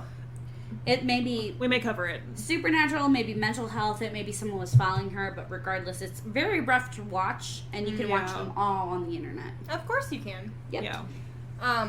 Well, these three things, and then a bunch of unsolved the unsolved murder of a woman and a bunch of suicides. So Yes. the unsolved murder of a woman, she was in a room in 64, but it's made people believe that the place is haunted. Yeah. It But- has a dark history. Oh, Yeah. Whether or not it's haunted, I don't know, but it is a dark history. Well, of it's that currently hotel. undergoing, what year was this? At one point it was undergoing renovations. It says currently here, but I don't know what year this is. Yeah. But People like avoid it now, I'm pretty Oh sure. yeah. guess who had a drink there Oh, the I do. night before they died? I happen to know because I have it in my notes. Tell us, Bree. Elizabeth Short, Oh! aka Oh! the Black Dahlia. Oh my gosh, Oh my God, foreshadowing. what? Yeah. Yes. And she's from Boston, so we'll tie in the last week. So yeah, some people speculated that pernicious entity followed her. I mean, Spooky. we'll talk about her. I have lots of thoughts on her. Oh, yeah. Dear Uh-huh. sweet baby angel, she was cut in half, and Yeah. that's Oh. all we know. So, Yeah, and like her face was like split in a big ass oh, smile. like a Lasco smile. Oh, sorry. Oh Yeah. yeah, we'll talk about her. Oh, Carrie, Pardon I've my already sounds. told Catherine, listen to the Black Dahlia podcast. I've heard wonderful things. I haven't Yeah. had a chance to. I'm sure they're more experts. They're more experts than I am, but this is my first case that sparked my interest in true crime. So we'll talk about it after Carrie's segment. Yay. Are you? do you Go have more? ahead, because Okay. I've covered a lot. All right. So for our spooky location, so this week we are talking about the Linda Vista Hotel. Ooh, So the Linda Vista Hotel opened. Linda. It's probably Linda Vista. Linda. Well, it did not originally open as the Linda Vista. It opened in 1904 on the east side of LA in the Boyle Heights neighborhood as the Santa Fe Coastlines Hospital for the employees of the Santa Fe Railroad. Oh, so it was a As a hospital. Wellwood. So it is a hospital. As a Wellwood. Wellwood. Santa Fe Wellwood. Fun fact, the original structure was built in a Moorish style by architect Charles Frederick Whittlesey. Oh, that's interesting. Yes, So that's Arabic and Spanish for those of you who don't know. it's a lot. And it's a nice... Pretentious ass. Yeah. For those of you who don't know. Again, an entire martini and bottle of wine, Brie. I'm just happy I remembered. Anywho, you're gonna like this next part. Ooh. So in the early years of the hospital, it was in a very affluent community, Okay. and it served its staff and patients the very best. The hospital had a dairy cow to provide milk and butter, chickens for eggs and meat, and other livestock just kind of roaming the grounds. Not the meat. The eggs is wonderful. Chickens for meat makes me sad. I'm sorry. But it also had a lush vegetable garden, so they could provide fresh produce. I love gardens. And so it was seriously a This reminds me self-sustained of one of my hospital. favorite movies called The Fall, starring Lee Pace. It's Aw. gorgeous. Lee pays. Yep. So the Santa Fe Coastlines Hospital was closed in 1924, and they tore it down. Oh, It no. was then rebuilt in a Mission Revival style and opened again in 1937 as the Linda Vista Hospital. Linda, que linda. Listen to me, Linda. Of course, this was in the Great Depression and right before the outbreak of World War II. Oh. And so it had a big opening, but then immediately started to decline. Was it used as like for people coming back from war as a hospital or? I mean, it was mainly used for its neighborhood. Okay. Um, So it's like a personalized hospital Yeah. for its area. Okay. so it's a community hospital. Okay. And it's believed that the problems that the Linda Vista faced were due to financial difficulties, Sure. but it didn't help that the surrounding area in that time also started to decline because of the Depression. People Yeah. moved to LA wanting a better life. LA's expensive too. It is expensive. It always has been Yeah. too. Yeah. And so, Just because it's not by water, right, and they have to take water from other places. right. Thieves. Those thieveries. In the 1970s and 80s, I mean, it was the turning point for the Linda Vista because the railroad workers were going more toward mainstream hospitals, the bigger, Sure. mainstream is Man, the the best word I can 80s find. in LA, that must have been absolutely wild. Oh, yeah. I mean, with the AIDS movement, with Yeah. just all, I cannot even imagine. Yeah. But the Linda Vista was mainly dealing with gang-related injuries like gunshot wounds and stabbings, Okay. and the death rate began to increase. So Sure. it's sort of a chicken and the egg moment at Well, weapons got more advanced, so Right. it makes sense that unfortunately injuries are going to get more advanced. this. Right. Well, and the Boyle Heights district began to decline Mm-hmm. just because lower income, Yeah. depression movement, and just overall decline in the area. It's hard to come back from the depression, so yeah. Yeah. But yeah, chicken and egg with the death rate increasing and the lack of funding. So several of the articles I read. Wait, healthcare that's not well funded results in deaths Oh of its my citizens? gosh, crazy. Weird. But it was What? it was pretty much split 50-50 between the lack of funding caused higher death rates and death rates caused lack of funding. Sure. And so, there are rumors that the high Dark death rates cycle. it's horrible. Yeah. Yeah. Especially because I that's a won't get community started. that needs to be served and it's Right. being underserved, sure. Absolutely. But there are rumors about the high death rates being due to mistreatment and abuse. However, it's more likely that the hospitals were just understaffed. Yeah, well, there's that occasional wackadoo in medicine that's like an angel of death type situation Right. or is so clinical that they don't mind, but I feel like most of our medical professionals are just doing their best, but Oh, yeah. funding makes a huge difference. Well, and as educators, we understand that. We sure do. So, speaking of understaffed, in 1988, the Linda Vista stopped accepting ambulances into the ER because they were too short-staffed and could not handle it. Damn. They literally Yeah. could not accept ER patients Yeah. because they could not treat them. Well, an ER is like a terrifying. Mm-hmm. We have a very close friend who is an ER nurse, and she, like, you never know what you're going to get in there, and Oh, you have yeah. to be like extraordinarily quick on your feet, but you have to Oh, have yeah. resources to help people. And I mean, I guess that makes sense if they couldn't do it. Oh yeah, one of my husband's friends was an ER nurse, and I cannot imagine the things that he's seen. Oh, yeah. Yeah. The ER has got to be dark, but that makes sense that an underfunded, under-resourced Oh yeah, hospital couldn't take people in because you never know what you're going to get in the ER. right. And so, I mean, literally 3 years later, in 1991, the Linda Vista closed. Okay. And so it was just run so poorly that it just shut its doors. They couldn't do anymore, yeah. And when I say they shut its doors, I mean the people literally walked out. There were file folders left open on nurse stations. Oh, that's Sounds terrifying. Yeah, it sounds like a haunted kind of. Hey, that's weird. A haunting in my segment? Oh my gosh. Shut up, fuckers. I might be feeling it a little bit. I drink. Leave it alone. But yeah, it literally looked like all the staff disappeared. That's so spooky when people leave stuff, like files and stuff, because like, yeah. you know, in the medical, and it's so many professions, you have to discard of in the correct way. Oh yeah. And so places that are just like, oh, well, get out, shut the door, that's Deuces. terrifying. Yeah. Well, it's almost like they didn't prepare for it, but obviously they knew that they had patients that they had to get other places, and they had to close it somehow. Well, okay, so when things close, sometimes people higher up don't tell people lower down, so Yeah. That's fair. it literally could have been Not unbeknownst to that they do 90% of the staff, you know. Yeah. So that kind of left a spooky feeling in it. Yeah, for And sure. nothing really happened with it. But it was used, I'm assuming they closed down section by section, because while it was still open, starting in 1985, so that's 6 years before it closed, Okay. all the way to 2015, so that's a solid 30 years, Yeah. where it was used as movie and TV sets. Okay. So portions of Outbreak, That's End of so Days, LA.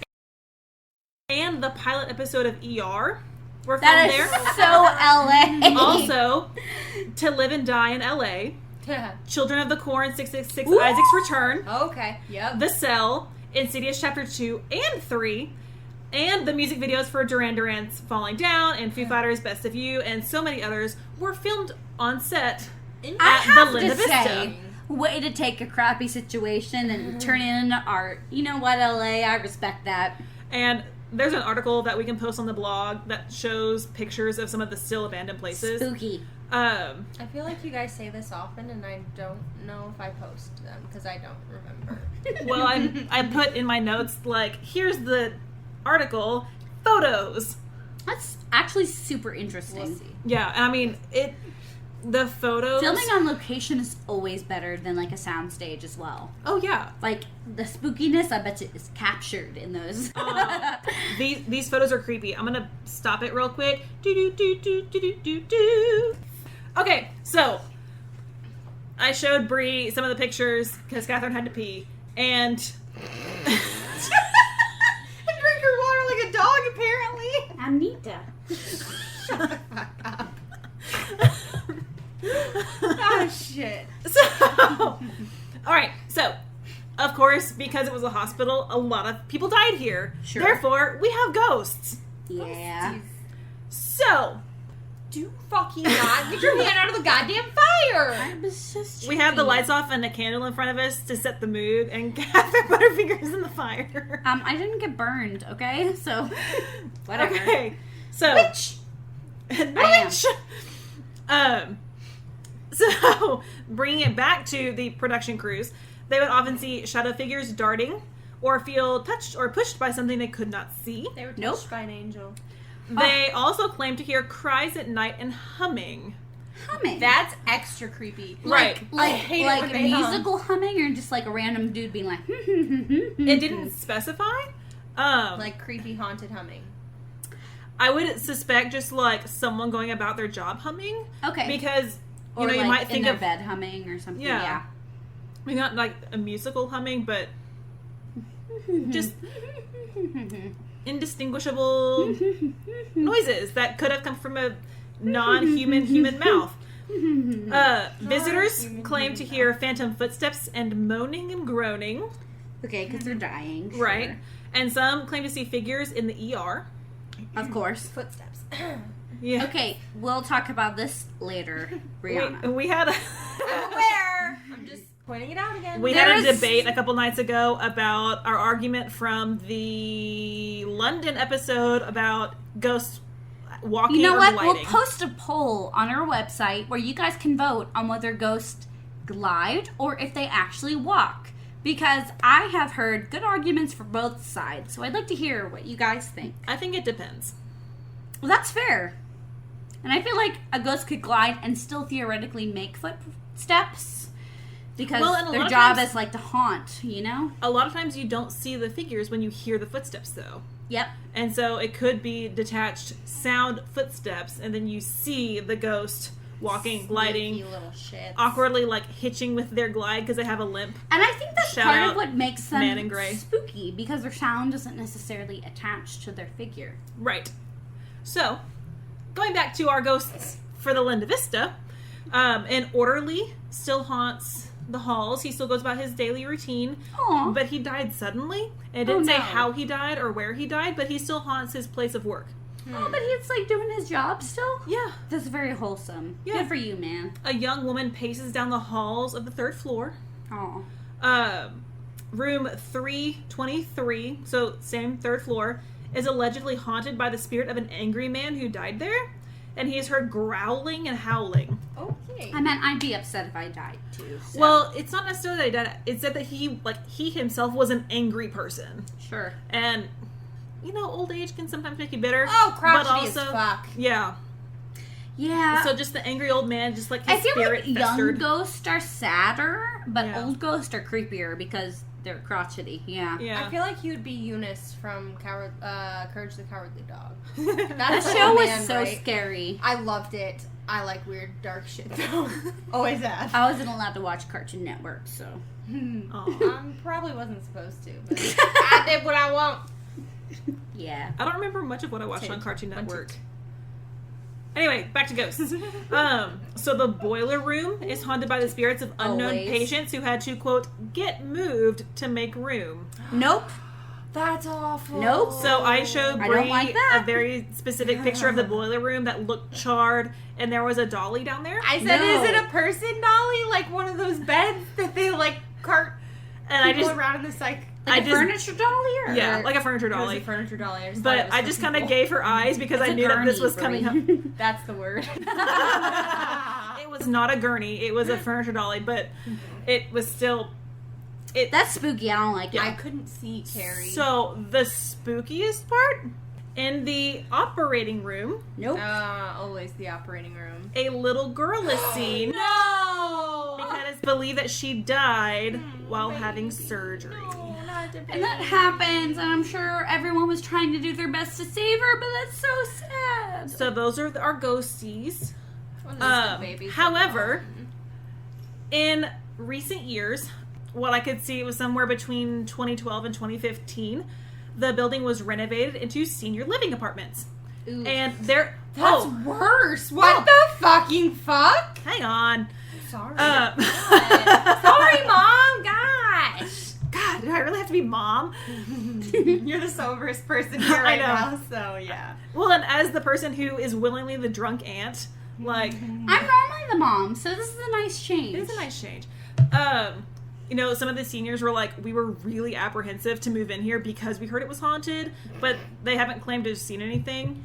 If I was old and knew I was nearing the end, I would love to live somewhere haunted. But I've seen pictures of it. This new building, I mean, Is it beautiful? It's gorgeous. Oh, really? Okay, And- that's nice then. And they have a 24-hour medical facility, so That's that way they can wonderful. treat their patients on site. As a That's culture, good. meaning America, that does not place as much respect on their elders Yeah. as many other cultures, I'm yeah. glad that they have a nice place. Well, Yeah. and it's for low income because it still is a rough area of LA. And Okay. so, That's it's respectable. affordable for the seniors. That's wonderful. And the closest respectable hospitals are like 20 minutes if you're in an ambulance. Okay. I mean, it can be up to an hour if you're just taking a taxi. Which that's dangerous. Well, in if LA you're in a- traffic- so dangerous. Yeah. Exactly. And so being able to have that on site is such a perk for these seniors. It's, senior care, it's in your apartment, so that way it's That's wonderful. super hands-on. Or, hey, you know what? I just don't want to be accountable for my home anymore. So here I am able to live on my own, but I have the care if I need it. Yeah, that's a really wonderful thing that Oh, yeah. unfortunately is so expensive here because Yes. I have an uncle who's older, but he's not a senior yet. But he is physically and mentally handicapped due to a car accident and then later a stroke. And so he lived with us for a while, and my family checks in on him, and he lives on his own now, and he's doing great and loving his life. But eventually, it's going to be nice for him to have somewhere where he can get medical attention if he needs it, because, you never know exactly how every day is going to go. Yeah. And it's so expensive. It is. My grandma is talking about she'll probably have to go soon. Yeah. That's what she's been saying, and it is so expensive. And I have volunteered for years, and my students, we always volunteer their singing and things, and unfortunately now we can't go in because of the coronavirus. And and those are nice places that people are able to afford, but I'm sure it's extraordinarily difficult for lower income families who just want to protect their elders who don't have access to it. It's a huge building, and so they're able to have a lot of rooms. And the article that has the photos was taken in 2012, I believe. Okay, so it's fairly recent. So it's fairly recent, but I think it opened within the past 5 years. Okay. And so it's a modern facility. So it's modern, it's gorgeous, and, speaking of grandparents, my grandparents had to bounce around, specifically on my dad's side, between a nursing home and just a senior care facility. Mm-hmm. And so we've seen the multiple kind of stages of what care they need. Mm-hmm. And so, the nursing home, they need someone to be accountable for their medicines. They need someone to be at their bedside. Which medicines are hard to keep track of at any age. So right. No shame, guys. Oh, yeah. There was a Christmas that we literally had to sit down and sort through the medicines and be like, you have 3 different blood thinners. Yeah. Why do you need 3 different blood thinners? Yeah. And so, it's hard on the families. And so to have that sort of care facility for them is just amazing. Yeah. So that's the Linda Vista. Interesting. Yeah. Well, I'm Watch glad out for the people in the boiler room. Yeah, no shit. But I'm also really happy that it's being put to such a wonderful use now. Yeah. That's... Yeah. I feel like the ghosts that are there may be... a little happier. Maybe positive and maybe be, help for those people who are going to be making that transition soon. Yeah.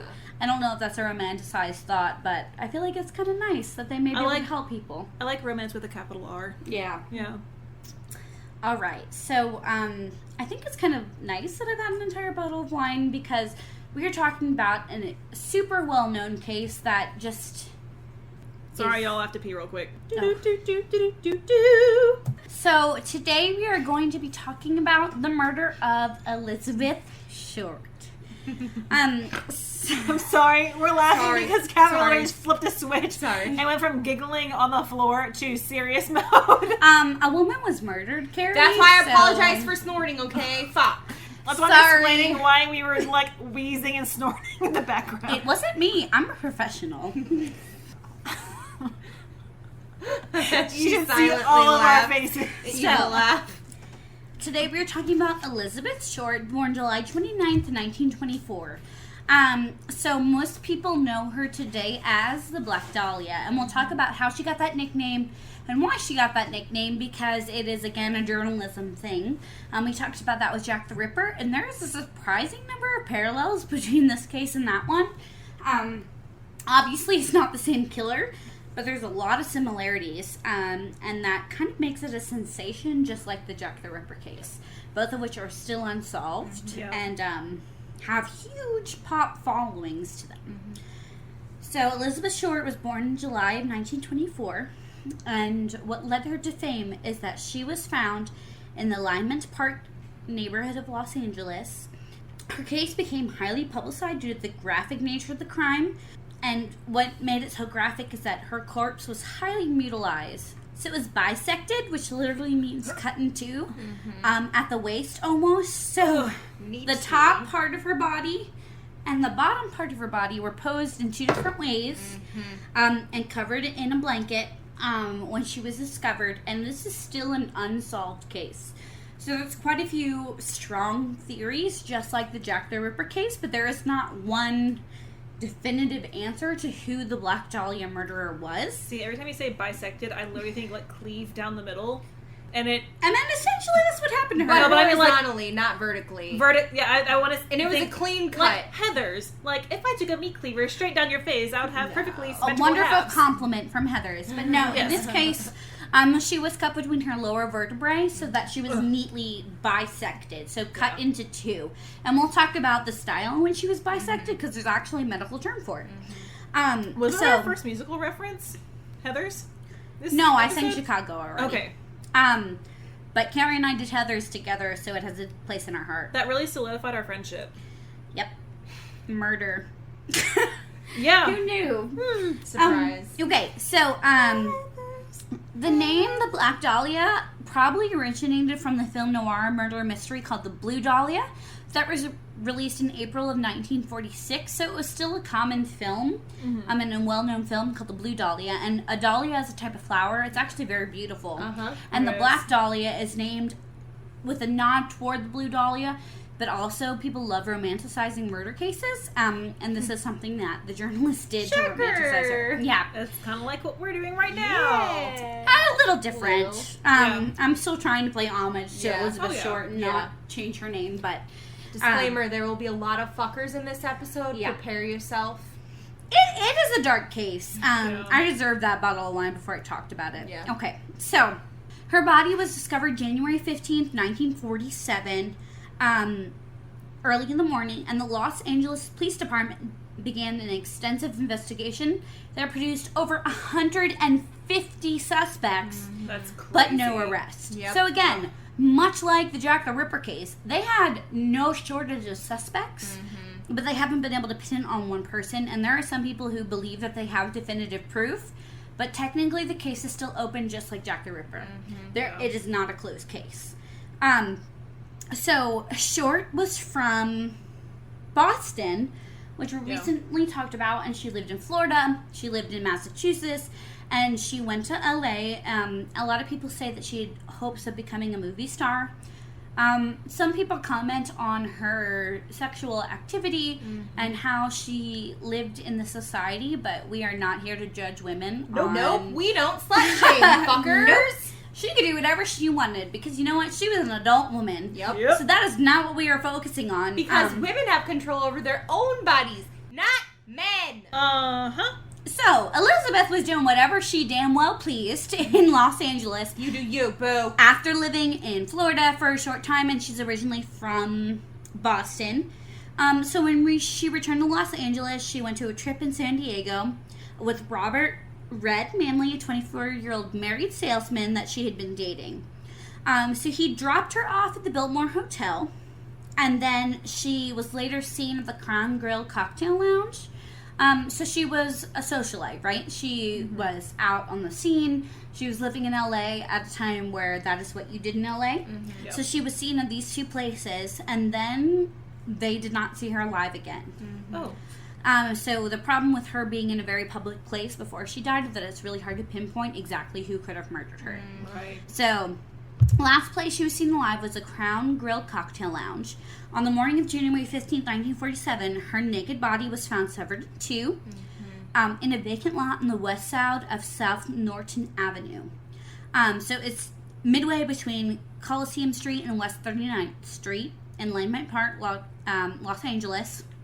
And at the time, the neighborhood was largely undeveloped. So it's a vacant lot, right? It's waiting to be made into buildings, which at this time for LA, there were still vacant lots available. Right. And Betty Bersinger discovered the body at 10 in the morning while walking her 3-year-old daughter. Oh. Yeah. That's Didn't hard. she think it was a mannequin? She did. It's Yeah. never, It's a never mannequin. guys. Never. Oh. So she saw the body. So Elizabeth had been drained of blood. She was extraordinarily pale, and I feel a connection to her because she had dark brown hair and blue eyes, just like I do. And because she was exsanguinated, she was extremely pale, which again I relate to. And so people thought she was a mannequin because her hair was so dark and her eyes were so blue and her skin was so pale. This woman was walking her baby girl, in a stroller. And Horrifying. and something that's very unsettling about it is that she was bisected in her lower back vertebrae, and she was placed a little bit too far apart and covered with a tarp. Yeah. So it's just a little bit wrong. Yeah. Like it was deliberate to make your brain be like, this isn't this right. is incorrect. Yeah. I think they actually did part of season 1 of American Horror Story. I think they kind of covered. Yeah, so her murder is still widely deliberated by scholars, by academics, by police, by journalists, by fans, and I mean that in a loose term, because it is there's so many theories, and they haven't Oh, yeah. actually been able to pin down one correct answer. Yeah. But because this was so brutal and so calculated, and she was a very young, beautiful starlet, Yeah. and in a time when LA, it was sensationalized because she was this beautiful young woman found in a sexually explicit pose. You know what I mean? Like, Yeah. it was, I don't want to say super interesting to the people, but it was. And Yeah. she still is. So she has become immortal in the sense that I don't know if we'll ever get the correct answer, but she was still a young woman Yeah. who was murdered. And we'll talk a little bit more about her, but basically, in a really sad way, her death was what made her famous. Yep. Yeah. That's exactly what I was thinking. And that's super sad. Like, her mom moved so she could be closer to where she was buried from Boston all the way to LA so she could be near her daughter. Like, it is a horribly, horribly, horribly sad story that I think is kind of Well, and no sexualized a lot. Yeah, no parent should have to bury their child. It's- Like, that is It is difficult. that's something yeah. that kind of weighs on my heart a little bit, just because there are circumstances where illness and things happen, but for murder to happen and to have your parents And bury I'll explain you how her is mother found out. horrible. The way her mother found out is one of the worst ways I've ever heard. So, but we will talk about that. So this young woman, Bersinger, had her little girl. Can you imagine finding a corpse of a young woman with your little girl? So she thought it was a mannequin. She rushed to a nearby house and called the police. So as soon as she realized this was a real body, girl got right on it, okay? Which is good because they were Yeah. able to find the body before any more people came to the crime scene. She was walking to the market with her baby. Like, it was a normal morning. So it's super sad. So Short's body was mutilated in a way that was really unique. Unfortunately, severed heads are something that we see a lot of times in murder cases.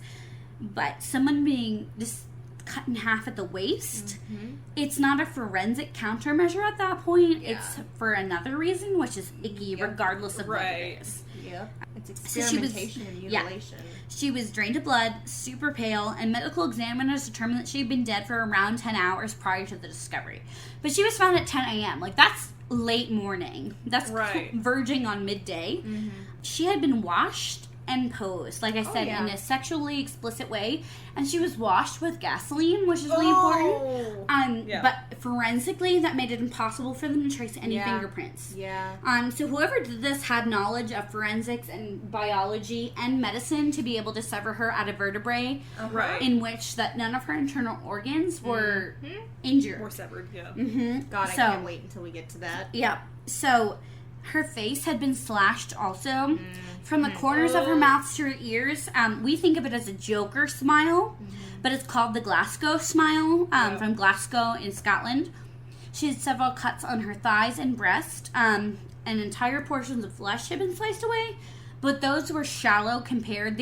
Those were not murder injuries. They were for another purpose. Yes. And both breast and thighs are a highly sexualized area on a woman. Her Fuckers. intestines have Ugh. been tucked neatly beneath her buttocks. So, they posed her to make it look like the top and bottom half of her were sleeping. They were not, I don't want to say gruesome, because obviously a woman cut in two is gruesome, but they tried to hide how gory she was. Oh, yeah. It was supposed to be more sexual than it was supposed to be gory, which is somehow so much worse. Yep. Um, Son of a bitch. her hands were over her head, her elbows bent at right angles, and her legs spread apart. So it looks like a woman asleep, essentially, or Preparing for sex. in a very consensual way, Yeah. and a relaxed way that clearly she was not. Yeah. So an autopsy was done on Short's body and performed on January 16th, so that's one day after her body was found, but this was 1947. Frederick Newbar, the Los Angeles County coroner, did the autopsy. So clearly he was experienced. LA has never had a shortage of Yeah, no murders. shit. She was 5'5", weighed 115 pounds, had light blue eyes, brown hair, and badly decayed teeth. She was from a poor neighborhood in Boston, and she came here to try and make her fortune. So she's a petite woman with the dark hair, blue eyes, like I said, is what I have, so I always feel connection, but it's also a rare combination naturally, and so it's something that kind of stands out. She had ligature marks on her ankles, wrists, and neck, and a regular laceration with superficial tissue loss on her right breast. So what that means is it was not meant to cause bleeding. Yeah. It was literally taking strips Like a of her. souvenir. Yeah. So I would assume it was a souvenir, but technically we don't have an answer Yeah. of exactly why skin was peeled off of her breast. Mm-hmm. But being a breast, that's clearly a sexual. Unless it was a woman, it's a clearly sexual motive. If it's a woman, it means a lot of different things. But Yeah. we're pretty sure there's like 150 suspects, and almost all of them were men. So Right. statistically, we're going to go with it was a man who murdered her. I mean, Well, and even if it was a woman, it could be sexual be in sexual, nature. yes. It may not be I want to have sex with you, but it could be a lusting after. Well, the and there are body. obviously women who want to have sex with women, but Right. statistically, women who murder for very different reasons Yep. than men who Right. many Yep. That's where I was going with And a that. lot of times it's more of a maternal instinct. Yeah. So breastfeeding is obviously a very maternal thing, so Right. that could have meant something different for a woman, but like I said, statistically it was a man who murdered Yeah. her. Yeah. So her body was bisected, like literally completely cut in half, and it was a technique taught in the 1930s called hemicorpectomy, which literally means half body cut style. Like when you break down that word. So her lower body had been removed, and it was between the lumbar spine, between the second and third lumbar vertebrae. So what that does, it keeps all of your internal organs intact, but it cuts you in a way so that you can be cleanly severed into. Yeah. Yep. Think about the implications of Yes. So a medical professional is highly implied by this. Yeah. Cutting anything in half is really difficult unless Yep. you're like a butcher or a surgeon, basically. But also, it could not be luck to hit Oh, between those lumbar. no. Oh, and no. miss all of the vital organs and all yeah. of that shit. Plus, like, picking between two vertebrae is difficult enough. There's not that much space between each vertebrae. yeah. Right. Yeah. Humans are pretty compactly designed, in all honesty, and there's only a few places where you can make cuts that actually will cut you in half without puncturing major organs, because most of our major organs are housed in our torso. Yep. Yep. So there's clearly thought that went into this. Yeah. Prior to the autopsy, police had quickly been able to identify the victim after sending copies of her fingerprints to Washington, D.C. So they had a positive identification. It was clearly Elizabeth that they had her body here, even if she wasn't too. So this is pretty rough. Her anal canal was dilated, so it's believed that she was anally raped. Fuckers. But God DNA damn it. results came back negative for sperm, so they didn't have. I meant this is in the 40s, so it's Yeah. difficult enough. Things may have maybe been a little bit different now, but it seems like the LAPD were doing the most at this point. We'll talk about whether or not they did the most the whole investigation, Right. but it seems like that they were actively trying to find her murderer. So William Randolph Hearst, huge newspaper mogul, his Los Angeles Examiner contacted her mother Phoebe Short in Boston and told her that her daughter had won a beauty contest. This is after they found the body, and she was Motherfucker. Son of So- a bitch. she was positively ID'd as Elizabeth Short. They had her body. This newspaper contacted her mom in Boston. Fucking scum. Said your daughter's won a beauty contest because her daughter was there trying to live out the LA dream, right? Yeah. And so her mom told all this information about her daughter to this newspaper company, thinking that it was an article about how her daughter had won this beauty contest. I mean, she was a gorgeous woman. Yeah. There is no denying that. So her mother gave a lot of personal information, and then the reporters told Phoebe that her daughter had in fact been found murdered. Motherfucker. So how her poor mother on the other side of the country found out her daughter had been murdered was from a newspaper reporter literally taking pity on her after lying to get yeah. information. Incarcerate that motherfucker Yeah. for being a son of a bitch. It's extraordinarily rough. So this mother was like bragging about her daughter and about how she was living her Poor dream. woman. And then God. he was like, oh, actually, she was found murdered, and so I just wanted information. It's super sad. So, at this point, they know her name, they know her family was in Boston, and they know exactly how she was murdered, but they know nothing about that beforehand because she had been missing for a couple days. No one could exactly pinpoint where she was. So, on January 21st, 1947, a person claiming to be Short's killer placed a phone call to the office of James Richardson. So the LA Examiner, the newspaper that did the report and talked to her mother, got a phone call from a person claiming to be the Black Dahlia killer. He said he was going to turn himself in, but he was going to allow the police to pursue him further beforehand, and he told The newspaper, she expects some souvenirs of Beth Short in the mail. Oh. So her name's Elizabeth, so it Yeah. makes sense she went by Yeah. Beth. And they said that she expects some souvenirs. Again, very much like the Jack the Ripper case. Yeah. Contacting newspapers, not authorities, with bragging. Because you're an attention whore. I meant, yeah. Ugh. So, January 24th, which is only 3 days after they got that phone call, a manila envelope was delivered by the Postal Service. And it was addressed to the Los Angeles Examiner, okay? Yeah. So, the newspaper that they've been in contact with the whole time. The words have been cut and pasted from newspaper clippings, which again is something that we've talked about before. Yeah. It's a weird forensic countermeasure that I don't really know if it's in practice anymore, but at the time it was something that was Yeah. actually a forensic countermeasure. Uh-huh. The words have been cut and pasted, and there was a large message on the face of the envelope that said, "Here is Dahlia's belongings, letter to follow."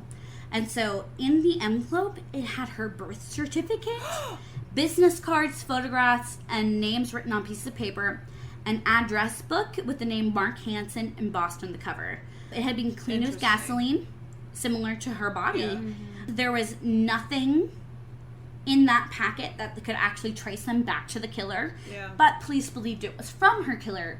They had her birth certificate. And that's, I mean, you probably heard me gasp. I mean, that is shocking because no one carries their No. birth certificate. No, like that's a personal piece of information that he had that was cleaned with gasoline. So they Mine could not is trace it locked back up to in him. a safe. Oh, yeah. Mine's And I in a only- safe too. Yep. And I only bring it out if I have to take it to a government sanctioned Yep. building for a very specific purpose. Like, I had to get it when I got my job and everything, and then I had to get it when I got my name changed because I got married.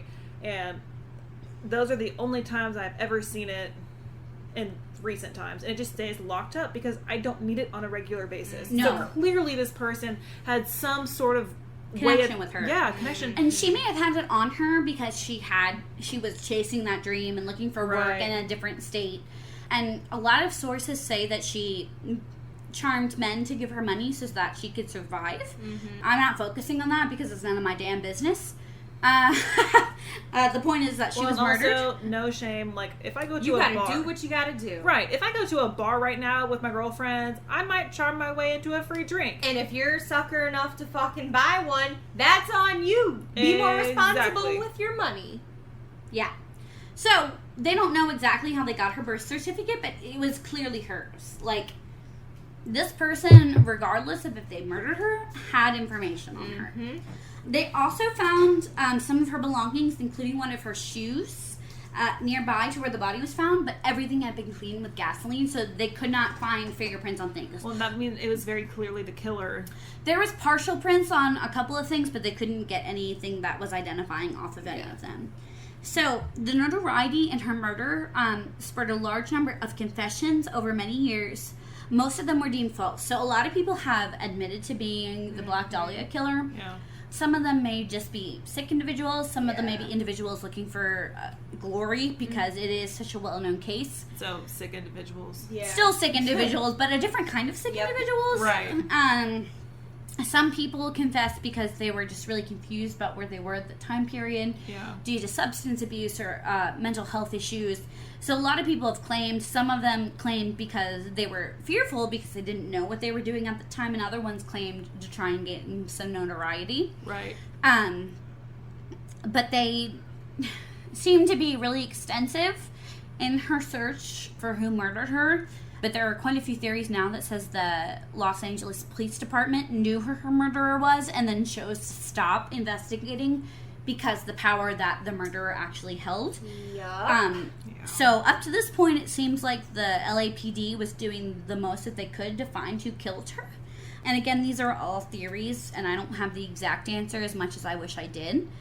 But we'll talk about that in a minute. So the initial investigation, they received 60 total confessions, most of them by men, of course. 500 people have confessed to the crime, some of whom were not even born at the time of her death. So, like I said, this case is Americana. Yeah.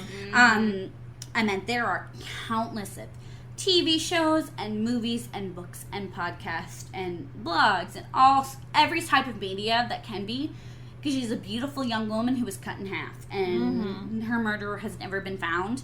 And it's very LA for us to try and keep finding her. Like, she was in the City of Angels, and here she is, this beautiful flower cut in half before her prime. Yeah. So it is a very romanticized story. It's so salacious. Oh, yeah. And wait till you get into talking about who possibly murdered her. Yep, can't wait for that, because I'm going to go at it. So, many people also blame relatives for the murder. I think that could be the time period we're in. Yeah. But a lot of people are like, my grandpa killed the Black Dahlia. Some of which are literally just people being like, my grandpa killed the Black Dahlia. And other which have... confessions. And some people actually have some proof, and we're going to talk about them. So, Sergeant John Paul St. John was a detective who worked in the case until his retirement, said it is so amazing how many people offered up a relative or claimed to be the Black Dahlia killer. So he was many, many, many years after her death. Yeah. He was still trying to find her killer because she's a cold case now. And he said so many people claim it every single year that it's almost impossible for them to like take things seriously. Yeah. So suspects remaining under discussion by various authors and experts include a doctor named Walter Bailey, the proposed former Times copy editor Larry Harnish, Times publisher Norman Chandler, Leslie Dillon, Joseph A. Dumas, Artie Lane, Mark Henson, whose book was found in a pile of her belongings, Dr. Francis E. Sweeney, Orson Welles, and George Hodel, Fred Sexton, George Knowlton, Robert M. Red Manley, who was the last person to be seen with her, Patrick S. O'Reilly, Jack Anderson Wilson. Those are just a couple of the big hitter names. Like, Orson Welles is obviously one of the most beloved figures in Hollywood. A lot of people think that a high-profile person murdered her, and the LAPD was basically bribed into covering up the murder. To me, I don't know how I feel about that, because I feel like if someone murdered her, they probably murdered other people. Right. And I don't know who they are, so I don't know if it was someone who came in at the time, but it's just, there was too much physical experimentation for me to think that someone was just killing her to shut her up. Right. So what makes me interested is how many other women were murdered by the same person who murdered her. Right. Well, and also the surgical precision that you had to have in order to It was sever her body. a clear murder for funsies, which is disgusting, but that's exactly what this was. Yep. And whoever did her, it's hard for me to imagine that other women were not murdered in the same way. Right. By whoever murdered her, and I think she was just, The hate to say it, but she was so profile. beautiful. Yeah. The fact that she was found in the way that she was, it was impossible for It was the entire country sensationalized. not to Yeah. dig into the story. So, currently, George Hill Hodel Jr. is the suspect after the 1949 murder of Elizabeth Short. He was never formally charged with the crime. He was considered a suspect at the time, but homicide detective Steve Hodel, which is his son, investigated her death afterwards, and he was accused. So Steve, his son, accused his own father, George Hill Hodel, of killing Short after doing research and working in the LAPD. Yep. Yeah. So he's not a rando Oh, no. accusing someone of Right. murder. Yeah. He is a police detective who worked in the same jurisdiction as his body was found for years. And lived with Lived the with man. him. Oh, yeah. Like, the atrocities that the man committed Yeah. outside of this for his whole life. So, Yep. so George has very bravely come forward as a professional and accused his father. Steve. Yes, and Steve accused George, Yeah. and so it is right now probably the most working theory. It is still not a closed case. And probably won't ever be. I don't think it will ever be unless there's enough DNA evidence found, but right now in our time DNA is really important. Yeah, because Yeah. the fucked up thing is they bugged Hodel's house, and they had investigators who allegedly heard him say, "So what if I did kill Elizabeth They can't pin it Short?" on me. Yeah, they Yeah. can't pin it on me. Which isn't a confession of guilt per se, Yeah, but yeah. like he was under suspicion at the Oh, time, yeah. and then years later his son has come forward after years on a police force and said it was my dad. Yeah. And so Steve Hodel, who is still alive and well, accused his own father, and his dad was also a suspect in the death of his own secretary, Ruth Spalding, but he was not charged, and he was accused of raping his own daughter, but he was acquitted. He fled the country several times, spent 1950 to 1990 in the Philippines. So this man was a horrible person. The reason he was acquitted, though, just fucking infuriates me.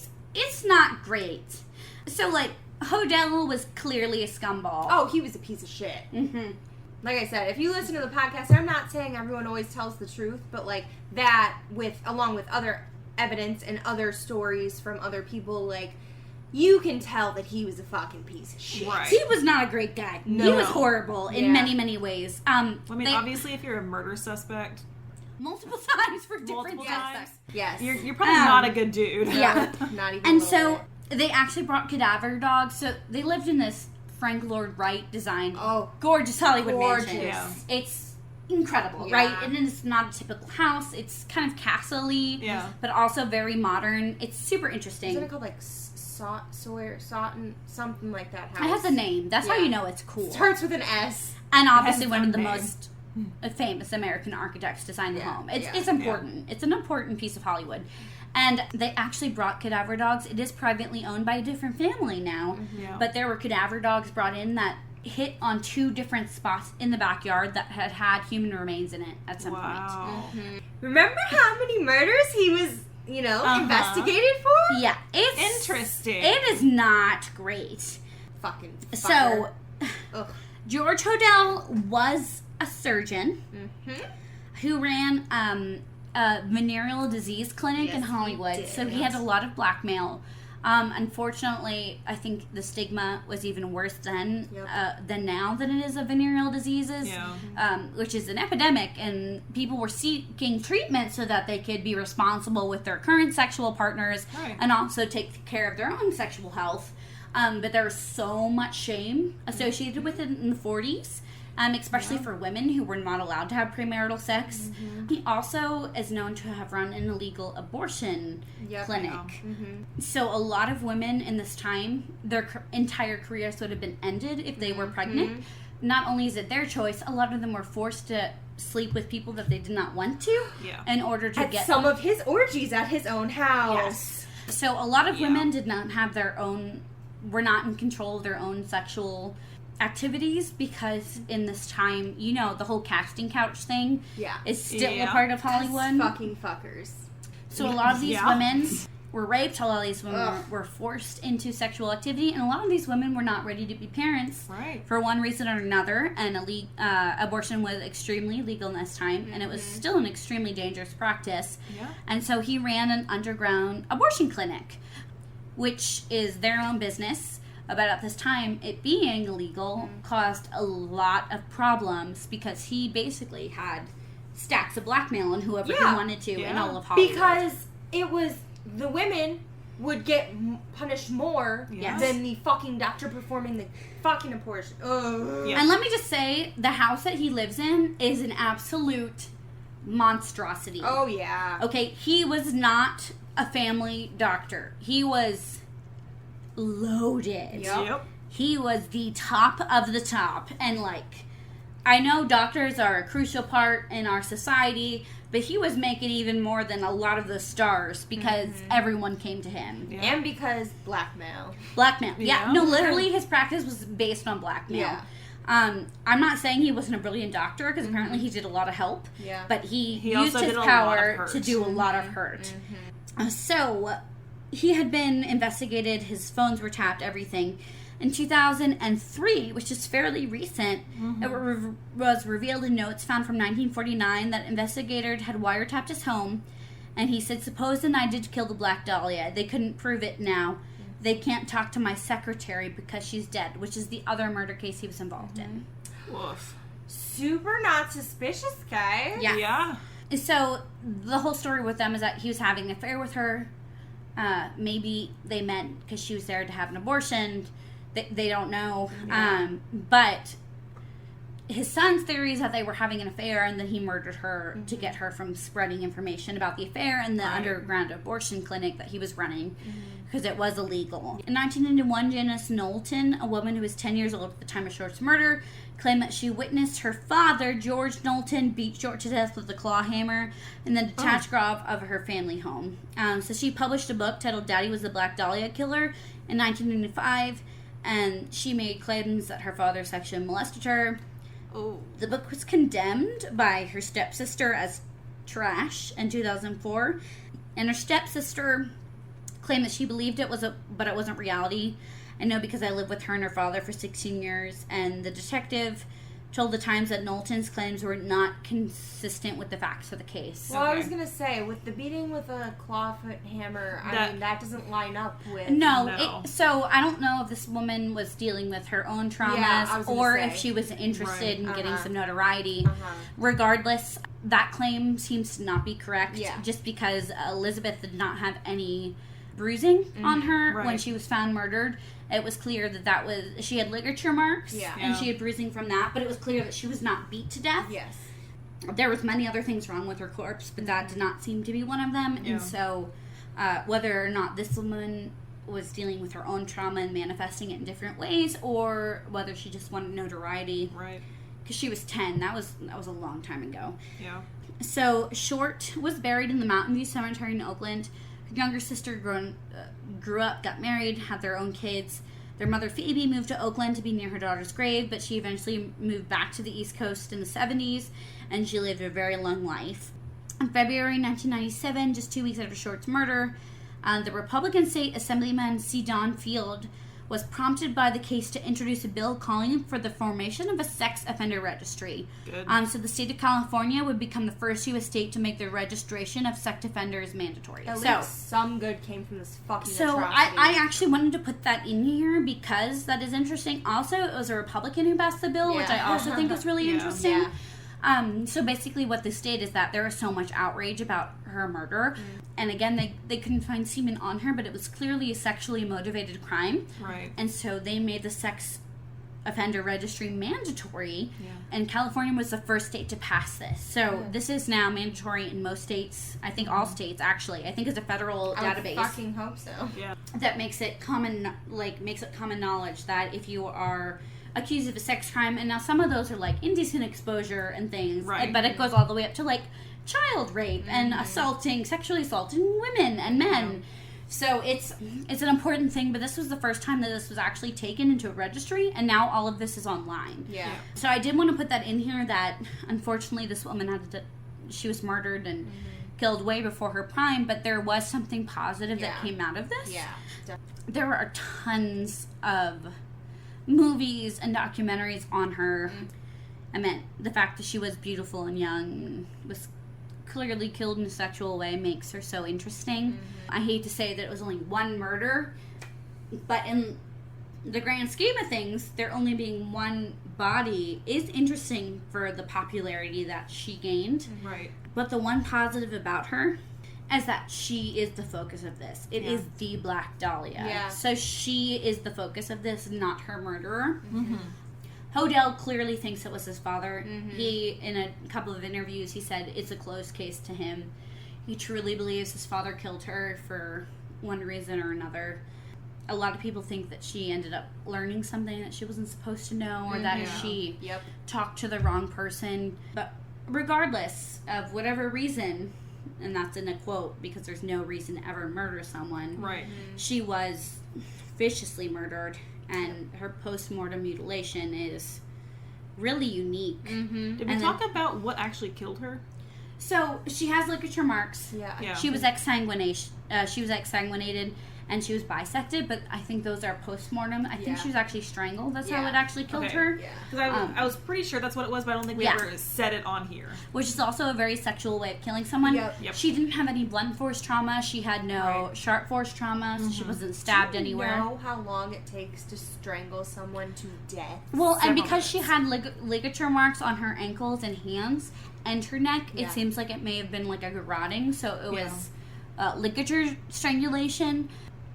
which is still very personal, but the person didn't actually have to touch her body. And so means forensic countermeasures, whoever did this seemed to have knowledge of how science worked, Right. and wanted to make sure that they could never be tied back to them. Right. Because there still is no forensic evidence, which I think a lot is put into forensic evidence now because it is scientific proof and it's almost never wrong.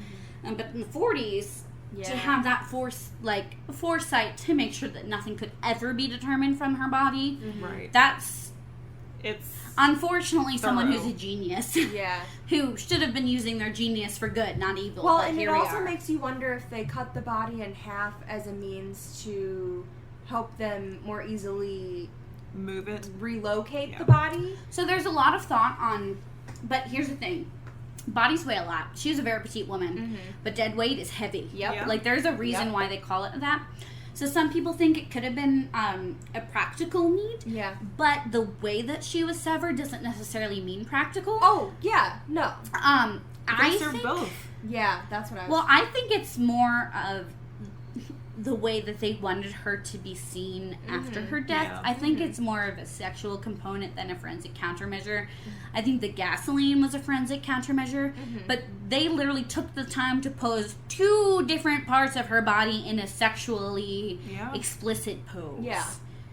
It's an open lot in a neighborhood that's populated with many families. Yeah.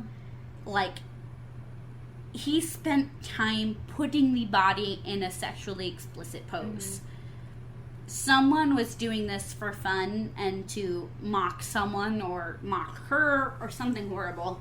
Yeah. And I think the gas was the forensic countermeasure because, I mean, the gasoline literally degraded any Yeah. single DNA or biological samples that they could have tested. Which also makes me wonder where they poured gas all over her to degrade, you know, all of the... Even her documents were wiped with gasoline cloths. Yeah, but it makes me wonder where they would have done that, because if it were in the lot where she was found, they would have smelled it. There would have been dead grass all around her. Yeah. But also, No, there's her a body chance- was brought there to be found. Yeah, well, but there's a chance when... If you clean the body prior to relocating it, there's a chance that you leave some type of forensic evidence behind after cleaning it. So it's just interesting to me, and it makes me wonder. Well, and I think at the time it was much more difficult. This is true. Especially because they had so many suspects. It was really hard for them to narrow things down, and then you have to worry about getting warrants and things. And if it was Hodel, he's a medical doctor. Yep. There's Yeah. a medical... I mean, there's biological samples in many things, unfortunately, I'm sure. Yeah. Even if they were doing their best to clean it. But, I meant, he was a skeezy dude Yep. who was under suspicion for murdering of another person who possibly could have led Yeah. Right. to Elizabeth. So, he is a clear sample, and especially with those cadaver dogs. I believe in cadaver dogs. Dogs are not biased. Dogs are not trying to expose something or cover up something. They're just doing what they know. And so I feel like they're the most non-biased police officers and detectives we could possibly have. And so the fact that there were bodies on that property at some point Oh yeah. makes me think that that is a very real possibility. Especially if he had medical facilities.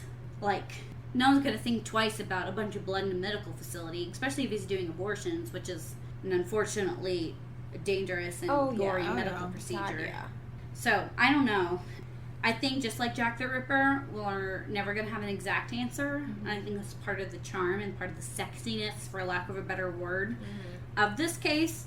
But it is very LA. Like, Yeah. I mean, there's a movie with Scarlett Johansson who's like Hollywood sexiness Babe. #1. You know what I mean? ScarJo is Yeah. a babe. So it's a super, super interesting case, even though it is only a singular murder, which again, I feel horrible saying that. But in the grand scheme of things, I mean, we've had serial killers who've literally killed hundreds of people. Yeah, in Yeah. comparison, yeah. So whether or not this person committed other crimes, there are some people who think he's related to other killings in like Chicago and all sorts of things, Yeah. but I don't know. I think something about this is it's so flamboyant. Yeah. It is such a flamboyant murder. He did not try to hide the fact that this woman was horribly, horribly murdered. And so something about that, just the arrogance level of it, makes me think that we're never going to catch him. Right. Which Well, and I'm pretty sure I'm not saying it's him, but I strongly believe the George Hodel case. And he died, so... He is, yeah, so that's... So again, never gonna be resolved.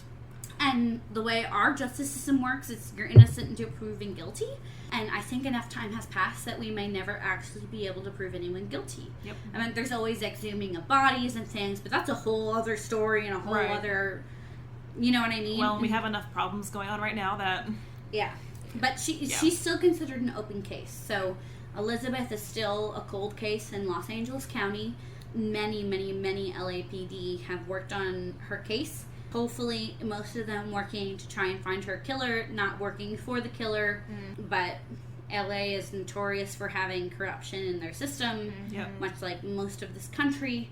But I'd like to think that many of those police officers were doing their best to try and get justice for a very young girl who was killed horribly. Yeah. But, yeah. This is a Black Dahlia killing. There are so many people. Like I said, over 150 people have been named as possible suspects. A lot of them were investigated. Yeah. But enough time has passed now that everyone in connection to her case is pretty much dead. Right. We're on second and third generations of the people who were involved in this case. But her mother lived into her 90s without ever knowing what happened to her baby. That's horrible. Yeah. And the fact that her mother moved all the way across the country to be near her daughter's grave. It's like trying to make it in Hollywood is rough, man. But she, really didn't make it. Yeah. And so we will never know what happened to her. And like I said, some people like to put blame on her for her lifestyle. Quote, unquote, there's no actual evidence that she was using sex as a means of... she wasn't prostituting, she wasn't a sex worker. There's no evidence to suggest that. And even if she was, that does not... no way justify. It is not justify the way she was killed. That's why I completely glossed over that, because... To me, she was a 22-year-old woman trying to make it in LA who was murdered and cut in half. Yep. So, Yep. Those are the important things. So I meant there's a lot of research on that I literally didn't care to notice. So, yeah. We're going to wrap this up because we've been ranting on this for about 30 minutes now. I don't have a positive way to end this. Yeah. There is something called a Black Dahlia cake, which I almost made. And it has to do with the flour, not the murder. But it's like a chocolate dahlia flour made with tempered chocolate. So that's positive. Yeah, so we need to try the Black Dahlia cake. If our listeners want to make it and send us pictures of it, we would love that. Yes. We hope you enjoyed your tour of Los Angeles. Bye. Bye. Follow us on Instagram at Darkside Tour Guides and on Twitter at Darkside Guides. Give us a like on Facebook at Darkside Tour Guides. Visit the blog at darksidetourguide.wordpress.com or email us at darksidetourguides@gmail.com.